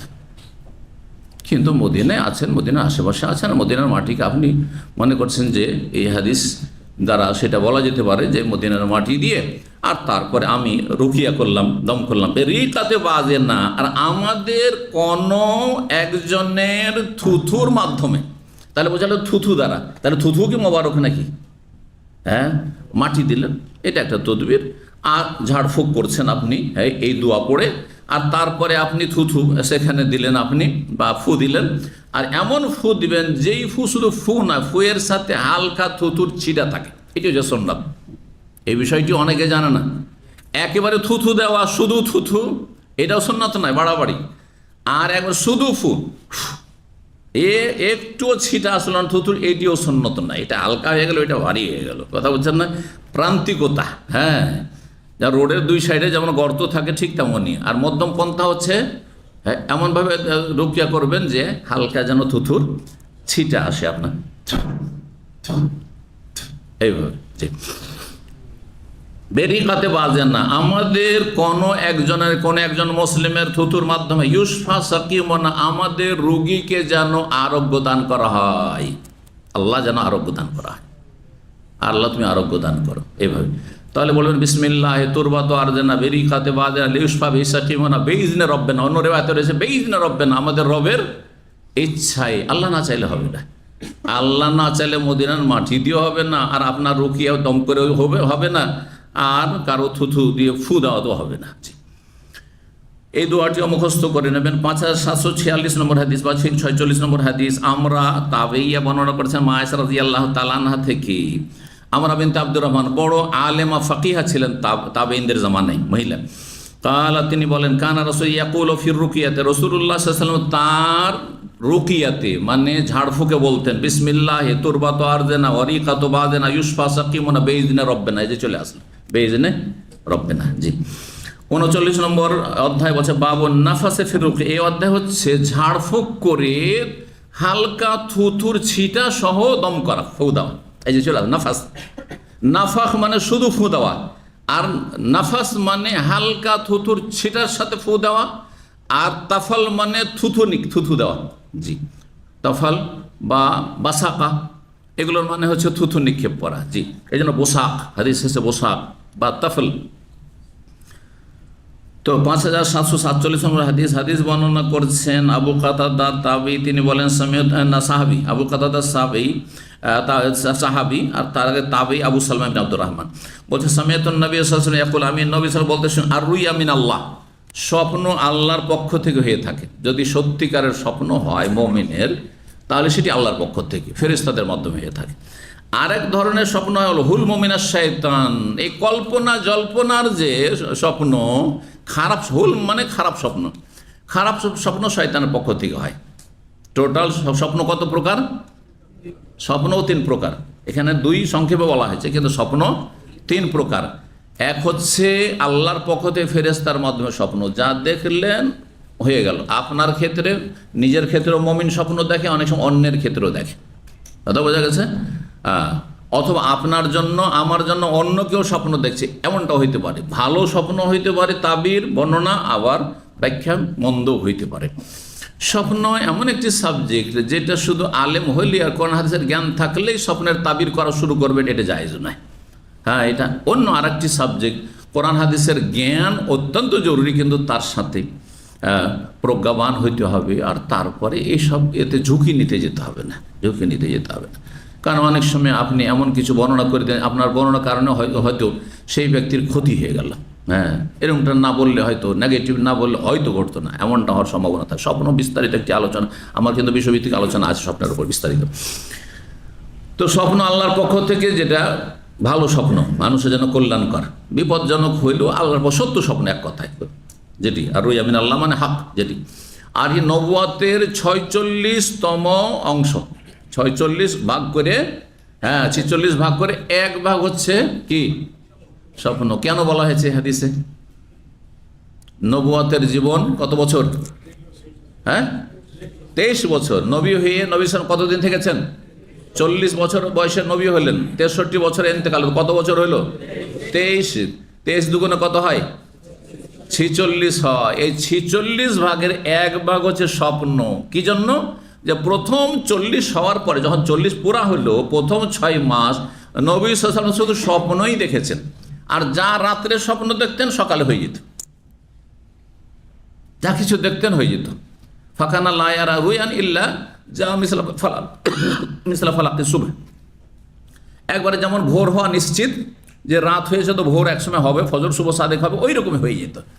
তো এই 6 মাস ধরে নবী সাল্লাল্লাহু আলাইহি ওয়াসাল্লাম যেহেতু কন্টিনিউ স্বপ্ন দেখেছেন আর সত্য স্বপ্ন দেখেছেন, ওই জন্য 6 মাস, তাহলে কি 46তম অংশ হচ্ছে স্বপ্ন, যদি সত্য স্বপ্ন হয়।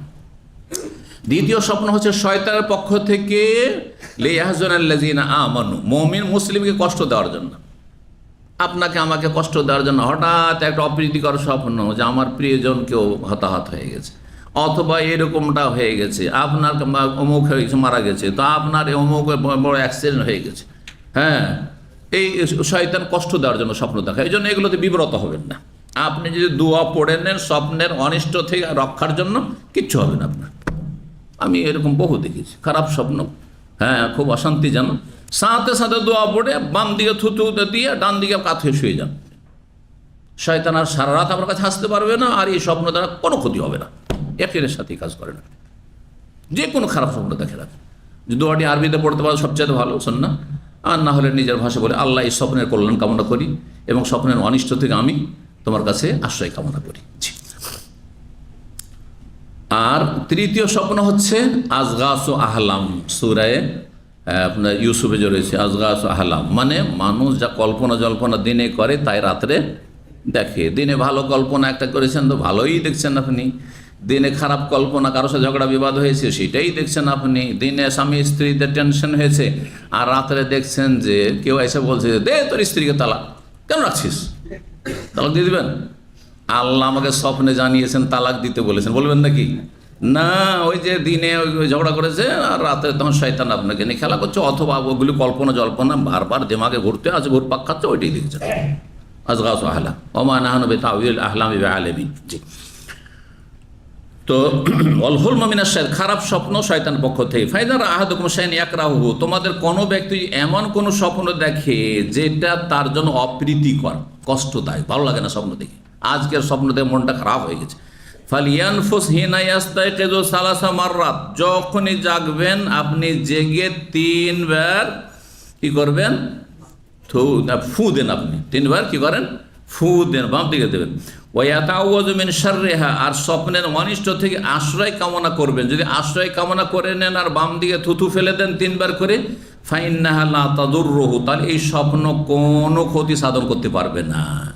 দোয়াটি কীভাবে বলবেন? আল্লাহুম্মা ইন্নী আসআলুকা খায়রা হাযিহি রুয়া ওয়া খায়রা মা ফিহা ওয়া আউযু বিকা মিন শাররি হাযিহি রুয়া ওয়া শাররি মা ফিহা। কার মুখস্থ আছে?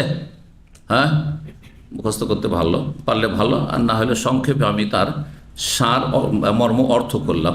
আল্লাহ এই স্বপ্নের কি চাই? আমি কল্যাণ চাই, স্বপ্নে যে কল্যাণ নিহিত আছে সেটি চাই, আর আমি স্বপ্নে যে অনিষ্ট রয়েছে সেই অনিষ্ট থেকে আশ্রয় কামনা করছি, এবং এই স্বপ্নে যে অনিষ্ট নিহিত রয়েছে তারও অনিষ্ট থেকে আমি আশ্রয় কামনা করছি। আউযু বিকা মিন শাররি হাযিহি রুয়া শাররি মা ফিহা, তারপরে করে দেন বাম দিকে, শয়তান লাঞ্ছিত হয়ে যাবে আর শয়তানের কোনো ক্ষমতা থাকবে না, আর আপনি মুক্তি পেয়ে যাবেন। কাল আবু সালামা বলছেন, প্রখ্যাত তাবেঈ ফকিহ ছিলেন মদিনা, বলছেন ফাইন কুনতু লা আরা রুইয়া, মানে ফাইননি কুনতু, আমি কখনো কখনো এমন স্বপ্ন দেখতাম। তাহলে বড় বড় আলেমরাও খারাপ স্বপ্ন দেখতে পারে। এত বড় তাবেঈ, তিনি ইমাম সেই যুগের মদিনার, তিনি বলছেন আমি এমন স্বপ্ন দেখতাম আসকাল আলাইয়া মিনাল জাবাল, যেটি একটি পর্বতের চাইতে আমার জন্য ভারী হইত। একটা পাহাড়ও যদি আমাকে চাপা দিত তো এত কষ্ট হইতো না, মনে হচ্ছে এইরকম কষ্ট হইতো সেই স্বপ্ন দেখার পরে, খুব খারাপ লাগতো।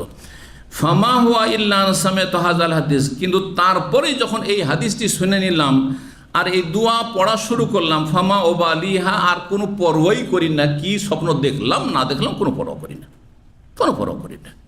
আলহামদুলিল্লাহ, আমি এরকম, কেউ বলুক আমাকে, অথবা আমি দেখি, হ্যাঁ অনেক সময় অনেক লোক বুঝে না, নেগেটিভ স্বপ্ন বললে দেয়, আমি কোনো পরোয়া না, সাথে সাথে বললাম আল্লাহ মিন আসআলুকা খায়রা হাযিহি রুইয়া খায়রা মা ফিহা ওয়া আউযু বিকা মিন শাররি হাযিহি ওয়া শাররি মা ফিহা।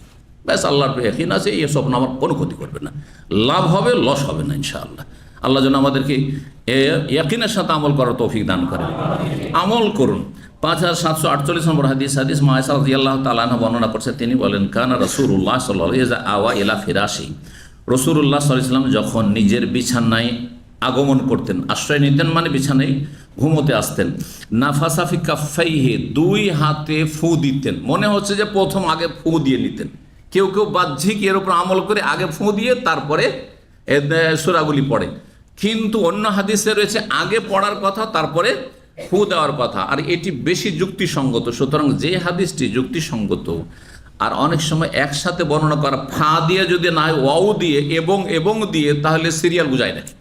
আরবি গ্রামারে আছে এবং দিয়ে যদি বলেন তাহলে সিরিয়াল বুঝায় না, কিন্তু ফা বা সুম্মা দিয়ে বললে তখন সিরিয়াল বুঝায়, পর্যায়ক্রম বুঝায়। যেমন যদি বলি জা আ ফয়সাল ওয়া ফাহাদ, তাহলে এর মানে না যে আগে ফয়সাল এসছে আর পরে ফাহাদ এসছে, বুঝছেন না?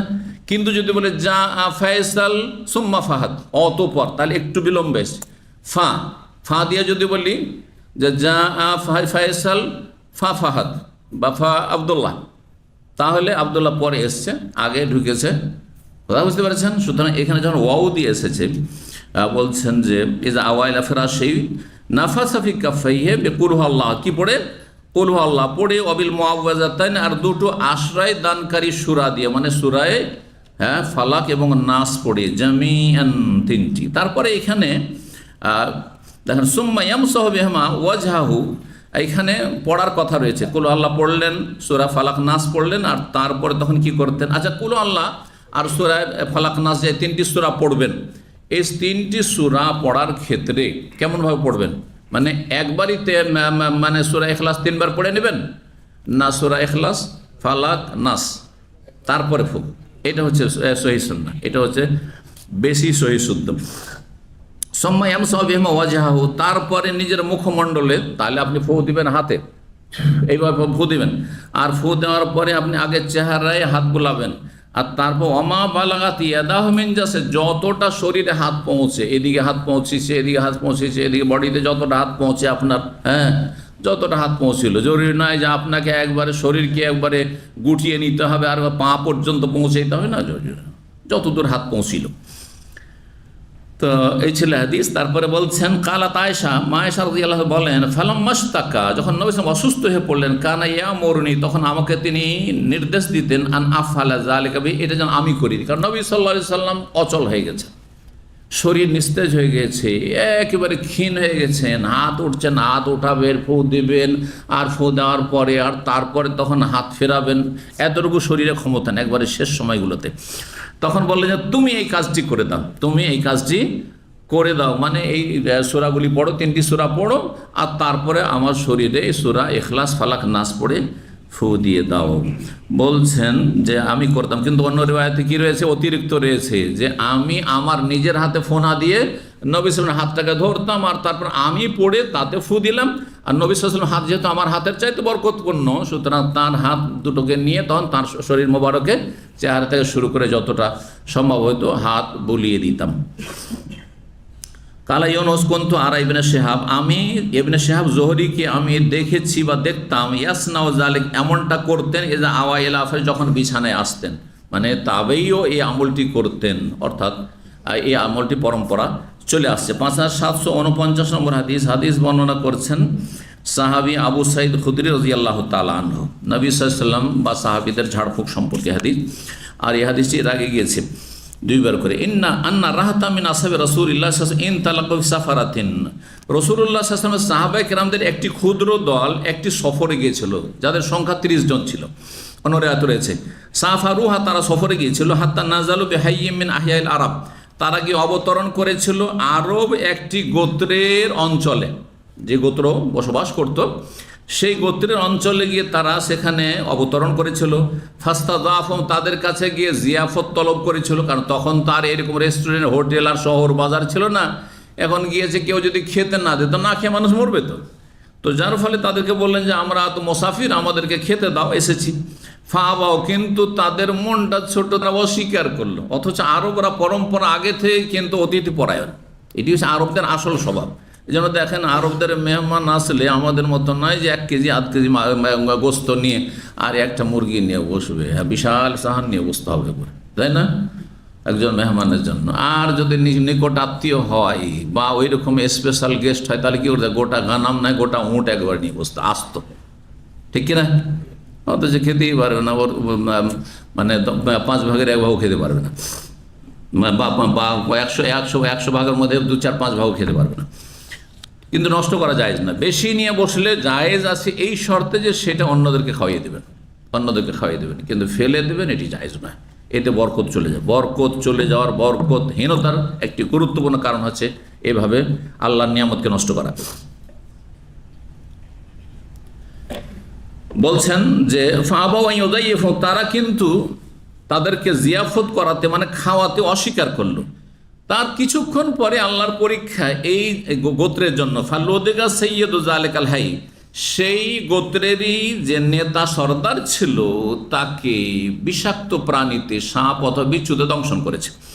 ফাসাউ লাহু বিকুল্লি শাইইন লা ইয়ানফাউ শাই, তারা সব রকমের প্রচেষ্টা চালালো তার বিষ নামাবার জন্য, তাকে সুস্থ করার জন্য, কিন্তু বিষ নামছে না।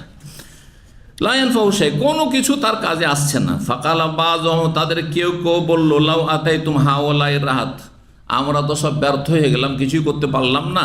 তো এই যে এই ক্ষুদ্র দলটি বাইরে থেকে মুসাফির এসেছে, তাদের কাছে যদি তোমরা গিয়ে দেখো, আল্লাযীনা কাদ নাযালু বিকুম, যারা তোমাদের আশেপাশে অবতরণ করেছে, লাআল্লাহু আন ইয়াকুনা ইনদা বাযিম শাই, হতে পারে তাদের কাছে এইরকম ঝাড়ফুঁক সম্পর্কে কোনো জ্ঞান ভালো আছে। ফাতাহু, তারা তাদের কাছে আসলো, খাওয়ায়নি কিন্তু আসতে বাধ্য হলো। আল্লাহ এরকমটা করেন, আজকে যাকে খাওয়াচ্ছেন না তার একদিন দ্বারস্থ হইতে হবে। এই জন্য মনটাকে ছোট করবেন না। নিজের বংশধর আত্মীয় স্বজনের মধ্যে এরকম দেখা যায়। একসময় যারা পয়সাওয়ালা ছিল, আমি দেখতে পাচ্ছি ওদেরকে, একসময় যারা পয়সাওয়ালা ছিল একটা পয়সা ধার চাইলে তারা দিত না, আর তারা এখন আসে একবারে খাদেমের মতো সামনে এসে হাজির হয়। সুবহানাল্লাহ, আল্লাহ কি করতে পারে না। এখান থেকে শিক্ষা নিতে হবে। শুধু ওর শিক্ষা হইলে হবে না, আপনাকে শিক্ষা নিতে হবে। আজকে আল্লাহ আমাকে ওপরে উঠেছে, কালকে আমাকে নিচে নামিয়ে দিতে পারে। সুতরাং কখনো দাম্ভিক অহংকারী হবেন না, আর কখনো শুধু অতীতকে ভুলে যাবেন না, আর কখনো আপনি সংকীর্ণ মনা হবেন না। সবসময় মনটাকে উদার রাখবেন যে আমি আল্লাহর রাস্তায়, আল্লাহ সন্তুষ্টির জন্য খরচ করব, আত্মীয় স্বজন, গরিব দুঃখী, পাড়া প্রতিবেশী, তাদের সাথে সদ্ব্যবহার করব, আল্লাহ আমাকে দেবেন। কিন্তু যখন নাফসি নাফসি নাফসি, আমি নিজে নিজে নিজে, এটা করবেন, তখন আল্লাহ আপনাকে হয়তো আপনার এই জীবনে আপনার ছেলে মেয়েদেরকে নয়, একসময় আমির ছিলেন, হঠাৎ করে গরিব, যারাকে কিছু দেননি তারাই আমির হয়ে গেছে, আর তাদেরকে সামনে গিয়ে আপনাকে খাদেমের মতো বসতে হচ্ছে। এমন যেন লাঞ্ছিত না হইতে হয়। তো এই লোকেরা এসে হাজির হয়ে গেল, এসে বলছে আইয়ুহার রাহাত, হে লোকেরা, ইন্না সাইয়্যিদানা লোদেগা, আমাদের সর্দারকে বিষাক্ত প্রাণীতে দংশন করেছে, বিচ্ছুতে দংশন করেছে। ফাসাইনা লাহু বিকুল্লি শাই, সব রকমের প্রচেষ্টা চালালাম, লা ইয়ানফাউ শাই, কিন্তু কোনো কিছু কাজে আসলো না।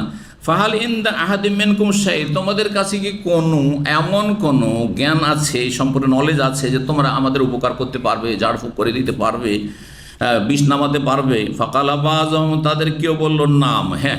একজন বলল যে হ্যাঁ পারবো। ওয়াল্লাহি ইন্নী লারাক, আমি করব। 30 জনের মধ্যে একজন বললো যে আমি করব, সবাই নয়, আমি তোমাকে রুকিয়ে, তোমাদের এই রুগীকে বা এই আক্রান্ত ব্যক্তিকে আমি রুকিয়ে করে দেব। ওয়ালাকিন, কিন্তু আছে, সেটা কি? ওয়াল্লাহি, আল্লাহর কসম করে বলছি, লাকাদ ইস্তাযাফনাকুম, কিছুক্ষণ আগে তোমাদের কাছে আমরা জিয়াফত চেয়েছিলাম যে আমাদেরকে খেতে দাও, আমরা অনাহারে ক্ষুধার্ত আছি। ফালাম তুযায়্যিফুনা, কিন্তু তোমরা আমাদের জিয়াফত করনি, খেতে দাওনি। সুতরাং ফামা আনা বিরাকিন লাকুম, তোমাদের জন্য আমি ফিরি ফিরি মাংনা, রুকিয়া করব না, ঝাড়ফুঁক করব না। হাত্তা তাজালু লানা জল, যতক্ষণ পর্যন্ত আমাদের জন্য একটা পারিশ্রমিক নির্ধারণ না করো। দাও, কি দিবে দাও, তাহলে করতে পারেন এরকম। জি, সোজা হোক। সালাহম, তখন তারা তাদের সাথে চুক্তিবদ্ধ হইল, আলা কাতিমিয়াল গানামে, একটি বকরির পাল দেবে। 30 জন আছি, 30টা বকরি লাগবে। ওকে, ঠিক আছে, 30টা বকরির জন্য রাজি হয়ে গেল। জি, ফান্তালাকা, ওই লোকটি গেল, ফাজালায়াত ফলো ওয়াকরাও আলহামদুলিল্লাহ রাব্বিল, সূরা ফাতিহা পড়ে সে, এই তাফাল শব্দটি এসছে, কিন্তু তার মানে যে শুধু থুথু দেওয়া, কিন্তু থুথুর সংমিশ্রণের সাথে ফু দেওয়া, এটা হচ্ছে উদ্দেশ্য এখানে। ফুঁক দিতে শুরু করলো, সূরা ফাতিহা বারবার করে সূরা ফাতিহা পড়ে আর ফু দেয়, বারবার করে সূরা ফাতিহা পড়ে ফু দেয়।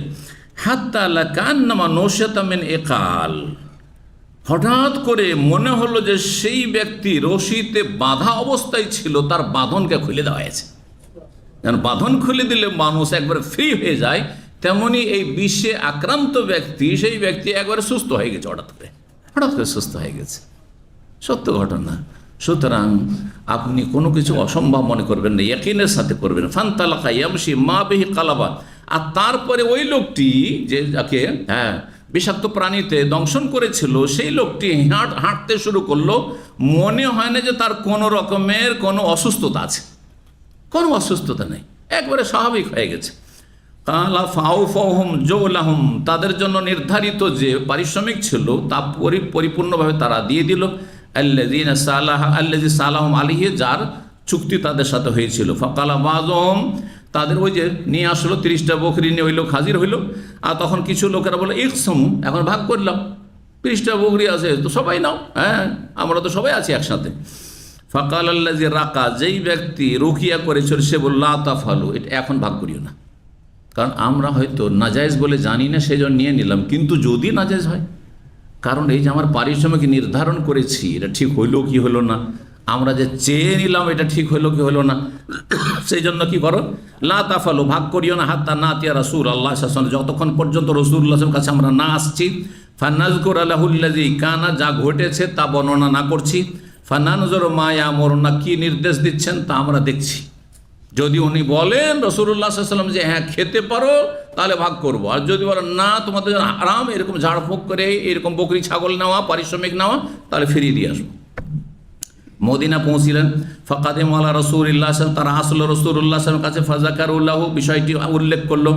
ফাকালা, বললেন রাসূলুল্লাহ সাল্লাল্লাহু আলাইহি ওয়াসাল্লাম, ওয়া মা ইউদরিকা আন্নাকা রুকিয়া, আন্নাহা রুকিয়া, তুমি কিভাবে জানলে, কে তোমাকে এই জ্ঞান দিল যে এই সূরা ফাতিহা দিয়ে ঝাড়ফুঁক করা যায় আর বিষ নেমে যাবে, এটা কেমন করে তুমি জানলে?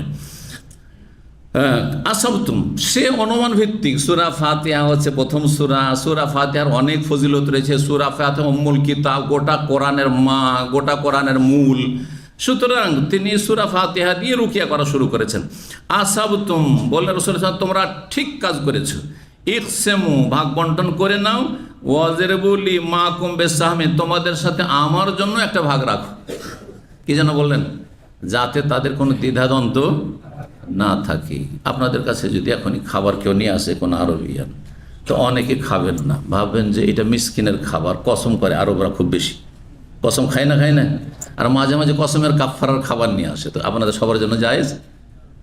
এই তামাশার 10 জন মিসকিন খাবে, তো আপনারা তো অধিকাংশ মিসকিন না। আবার আপনারা কিন্তু অনেকে, আপনাদেরকে আরবরা কি মনে করে যে যার স্ত্রী নেই সে মিসকিন। 3000 রিয়াল 4000 বেতন পায়, আর সৌদিরা এসে বলে অনেকে ওয়াল্লাহ আনতা মিসকিন, মাফি হুরমা আনতা মিসকিন, আস্তাগফিরুল্লাহ। না, এটা শরীয়তের মিসকিন না।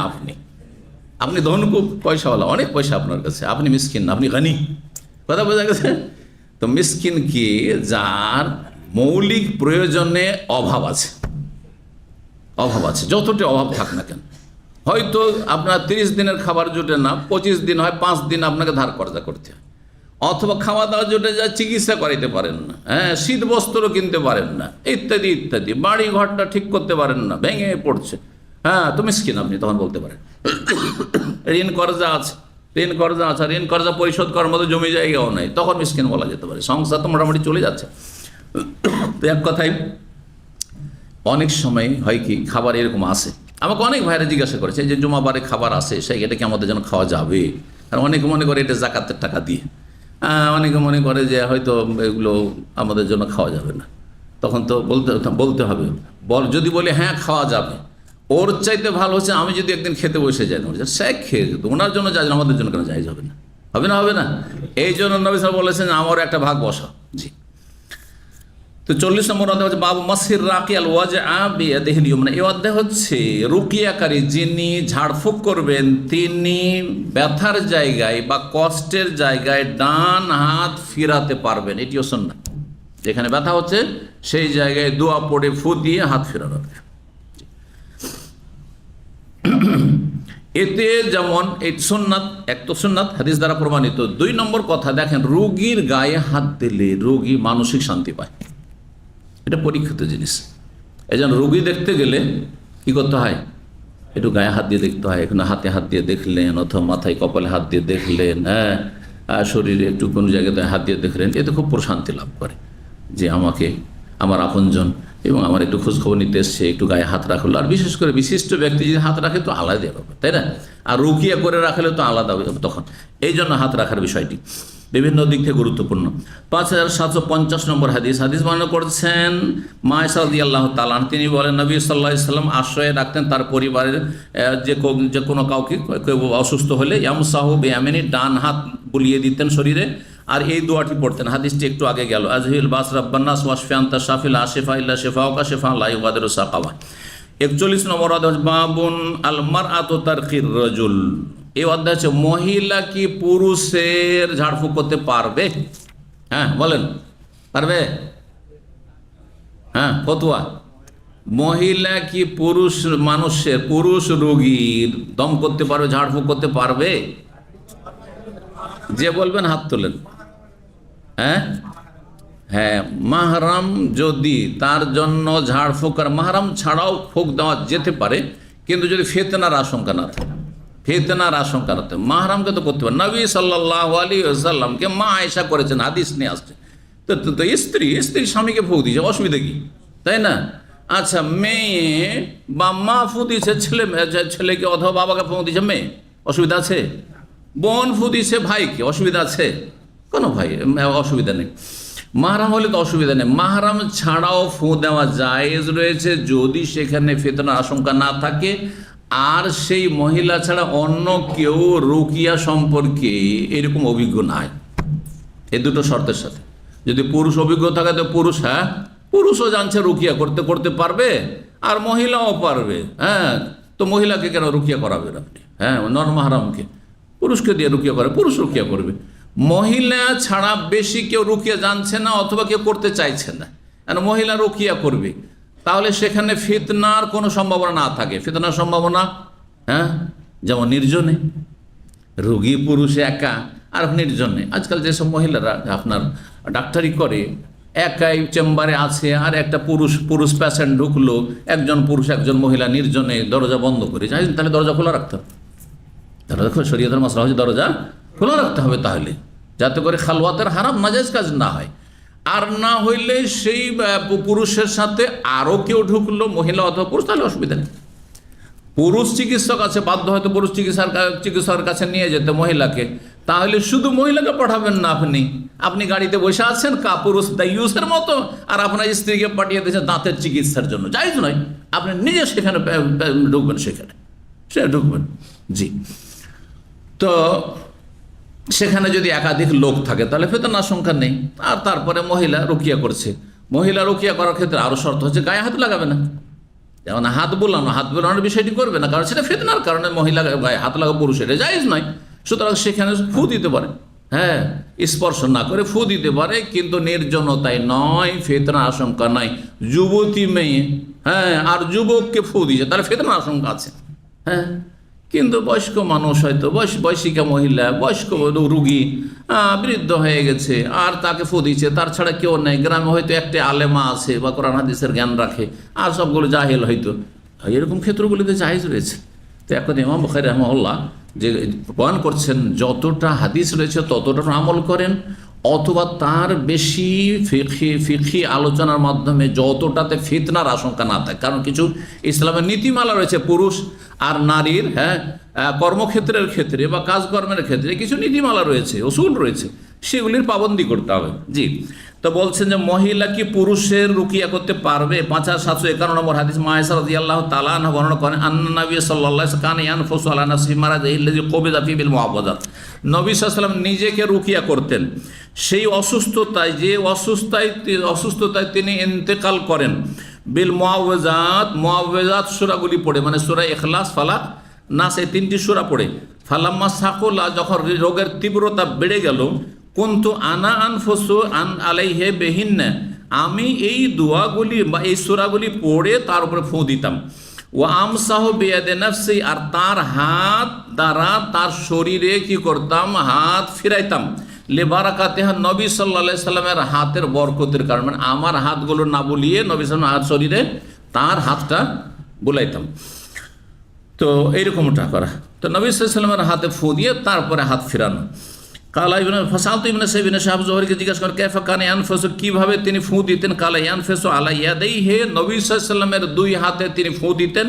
সুম্মা ইয়ামসাহু বিমা ওয়াজাহু, তারপরে নবী সাল্লাল্লাহু আলাইহি সাল্লামের দুই হাত রাসূলুল্লাহ সাল্লাল্লাহু আলাইহি ওয়াসাল্লামের মোবারক চেহারায় ফিরিয়ে দিতেন। তাহলে মহিলা মা আয়েশা রাদিয়াল্লাহু তাআলা আনহা রুকিয়া করলেন কাকে?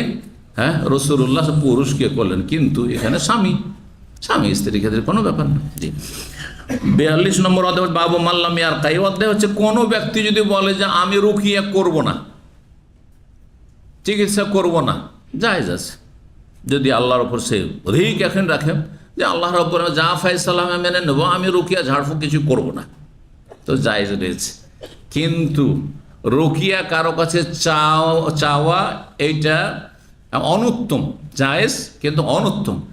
নিজেকে রুকিয়া করা সুন্নাত, নিজেকে রুকিয়া করা সুন্নাত। নিজে থেকে কেউ যদি আমাকে রুকিয়া করে দেয়, অসুস্থ আমরা কেউ, আর আমাকে নিজে থেকে রুকিয়া করে, তাহলেও আপত্তি নেই।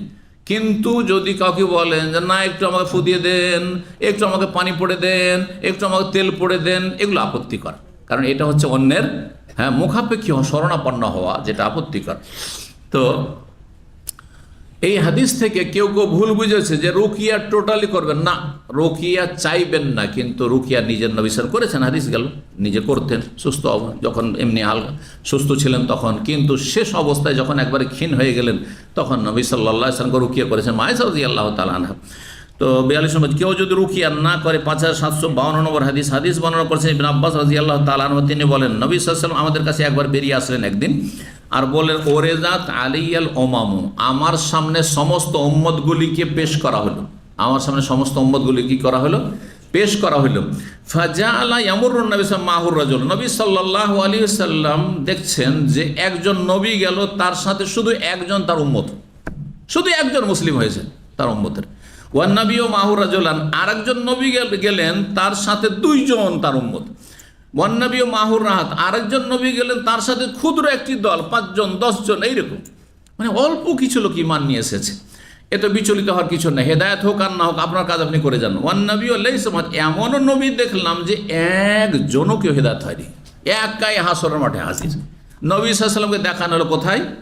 মেরাজের রাতে, ইসরা, যে মেরাজের রাতে নবী সাল্লাল্লাহু আলাইহি ওয়াসাল্লামকে গায়বিয়াত, অদৃশ্যের অনেক কিছু দেখানো হয়েছিল, তার মধ্যে এটাও দেখানো হয়েছিল। ওরা হয়তো সাওয়াদান কাসাদাল উফুক, আমি একটি বিশাল দল দেখলাম যে তারা একটা দিগন্তকে পুরো ঘিরে ফেলেছে অনেক সংখ্যায়। ফারাজাও, তো আমি আশা করলাম আন্তাকুন উম্মতি, এরাই মনে হয় আমার উম্মত। ফাকিরা, তখন আমাকে বলা হলো, ফেরেশতা বললেন জিবরাইল, হাজা মুসা কওম, ইনি হচ্ছেন মুসা এবং তার সম্প্রদায়। সুম্মা কিল আলী, তারপরে আমাকে বলা হয় অনজুর, আর একটু দেখুন এদিকে, এইদিকে দেখেন, আপনি ওইটাকে মনে করছেন, এরাকে মনে করছেন আপনার উম্মত, না না, এইদিকে দেখেন। তারপরে নবী সাল্লাল্লাহু আলাইহি ওয়াসাল্লাম বলছেন, আমি তখন ওইদিকে তাকালাম, ফারাআইতু সাওয়াদান কাসীরান কাদ সাদালহু, তারপরে একটি বিশাল দল দেখলাম যে পুরো আসমান থেকে জমিন পর্যন্ত পুরো দিগন্তকে, একটা দিককে ঘিরে ফেলেছে। ফাকিলা, তখন বলা হইল আমাকে, হা ওলাই উম্মাতুকা, এরাই হচ্ছে আপনার উম্মত। মা হা ওলাই সাবুন আলফান, এই আপনার উম্মতের ভিতরে 70,000 এমন লোক রয়েছেন, ইয়াদখুলুনাল জান্নাতা বিগাইরি, বিনা হিসাবে তারা জান্নাত যেতে পারবে, বিনা হিসাবে তারা জান্নাত যাবে। আল্লাহুম্মা জাআলনা মিনহুম, আল্লাহুম্মা জাআলনা মিনহুম, আল্লাহুম্মা জাআলনা মিনহুম। ফাতাবাররাকান নাসু, লোকেরা তারপরে এদিক সেদিক চলে গেল। নবী সাল্লাল্লাহু আলাইহি ওয়াসাল্লাম নিজের ঘরে কক্ষে চলে গেল। ওয়ালা ইউবাইয়্যিন, নবী সাল্লাল্লাহু আলাইহি ওয়াসাল্লাম আর বিস্তারিত বর্ণনা করলেন না যে এই 70,000-এর কোয়ালিটিটা কি ধরনের লোকরা। তারপরে ফাতাযাকার আসহাবুন নবী সাল্লাল্লাহু আলাইহি ওয়াসাল্লাম, নবী সাল্লাল্লাহু আলাইহি ওয়াসাল্লাম সাহাবায়ে কেরাম তখন আপোষে আলাপ আলোচনা শুরু করলেন, আচ্ছা কি হইতে পারে এরা যারা বিনা হিসাবে জান্নাত যেতে পারবে, এই সৌভাগ্যবান কারা? বিভিন্ন রকম কল্পনা জল্পনা শুরু হলো। একদল বললেন, আম্মা নাহনু ফাউলাদনা ফিশ শিরক, আমরা যে সাহাবীরা আমরা তো শিরকের জামানায় জন্ম নিয়েছি, আমরা অনেক শিরকি কাজ করেছি, সুতরাং আমরা মনে হয় এই মর্যাদা পাবো না, আমাদের ছেলেরা পাবে, আগামী প্রজন্ম যারা জন্মসূত্রে মুসলিম আর আমাদের মতো ধার্মিক তারা হয়তো পাবে, কিন্তু আমরা পাবো না হয়তো এই মানে বিনা হিসাবে জান্নাতে যেতে। ওয়ালাকিন আমান্না বিল্লাহি ওয়া রাসূলিহি, তবে আমরা আল্লাহর প্রতি রাসূলের প্রতি ঈমান নিয়েছি। ওয়ালাকিন হাওলাহুম আবনাউনা, এরা হচ্ছে আমাদের সন্তানরা, আগামী প্রজন্ম। ফাবালাগান নবী সাল্লাল্লাহু আলাইহি ওয়াসাল্লামের কাছে এই কথাগুলি পৌঁছে গেল, পাশেই তো কক্ষ, বিবিদের বা মা আয়েশা রাদিয়াল্লাহু তাআলা আনহা। নবী সাল্লাল্লাহু আলাইহি ওয়াসাল্লাম বেরিয়ে আসলেন, এসে বলেন, হুমুল্লাযিনা লা ইয়াতাতায়্যারুন, যারা বিনা হিসাবে জান্নাতে যেতে পারবে তাদের কোয়ালিটি হচ্ছে বা তাদের ধরন হচ্ছে, বৈশিষ্ট্য হচ্ছে যে তারা অলক্ষী, কুলক্ষণে বিশ্বাসী নয়, এটা লক্ষ্মী এটা অলক্ষী, এগুলোতে বিশ্বাসী নয়। ওয়ালা ইয়াক্তাউন, আর তারা লোহা গরম করে চিকিৎসা করে না, গায়ে সেঁক লাগিয়ে আপনার দাগ লাগিয়ে চিকিৎসা করেন না, এটি আপত্তিকর, এটি কষ্টদায়ক, রোগীর জন্য বড় কষ্টদায়ক। সেই জন্য যদিও এটি এক সময়ের চিকিৎসা ছিল, কিন্তু তারপরও অনুত্তম চিকিৎসা, যদি কোনো বিকল্প না থাকে তখন করবেন সেটি। ওয়ালা ইয়াস্তারকুন, আর তারা ঝাড়ফুঁক চেয়েও নেয় না, আমাকে একটু ফু দিয়ে দেন তো, আমাকে একটু পানি পড়ে দেন তো, এগুলো করেন না, এটা স্বভাব ভালো নয়। ওয়ালা রাব্বিহিম ইয়াতাওয়াক্কালুন, আল্লাহর ওপর তারা অগাধ আস্থা ভরসা রাখে। ফাকামা উক্কাশা বিন মেহসান রাদিয়াল্লাহু তাআলা আনহু দাঁড়ালেন আর বলেন, আমিনহুম আনা ইয়া রাসূলুল্লাহ, আমি কি এই দলে শামিল হইতে পারি, একটু দোয়া করে দেবেন আমার জন্য। রাসূলুল্লাহ সাল্লাল্লাহু আলাইহি ওয়াসাল্লামকে তখন ওহী করা হলো শুধু একজনের জন্য, এই জন্য তাকে বললেন, হ্যাঁ হ্যাঁ তুমি সেই দলের শামিল, 70,000-এর একজন তুমি।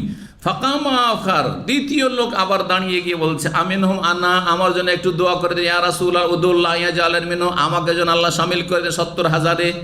তখন নবী সাল্লাল্লাহু আলাইহি ওয়াসাল্লাম এই রাস্তায় বন্ধ করে দিলেন, কারণ আর সিরিয়াল লেগে যাবে, এইখানে 70,000 জুটে যাবে, এইখানে সব 70,000, কিয়ামত পর্যন্ত আর কেউ চান্সই পাবে না তাহলে, ঠিক না? সাবাকাকা বিহা ওক্কাশা, ওক্কাশা এই সৌভাগ্য হাসিল করে নিয়েছে, আর কারো জন্য নয়, দরজা বন্ধ। তার মানে যে কেউ হবে না এমন কথা নাই, কারণ এখানে সিরিয়াল যাতে ভিড়ভাড় না লেগে যায় সেই জন্য নবী সাল্লাল্লাহু আলাইহি ওয়াসাল্লাম সেখানেই ক্ষান্ত হয়ে গেলেন। অথবা তাকে জানানো হলো যে তুমি একজনের জন্য সুপারিশ করো, দোয়া করো, একজনের দোয়া কবুল করব, আর একজন অলরেডি বলে ফেলেছেন সেজন্য, সেটাও হইতে পারে। হাযা আল্লাহু আলাম। সুবহান রাব্বিকা রাব্বিল ইজ্জাতি আম্মা ইয়াসিফুন ওয়া সালামুন আলাল মুরসালিন ওয়াল হামদুলিল্লাহি রাব্বিল আলামিন।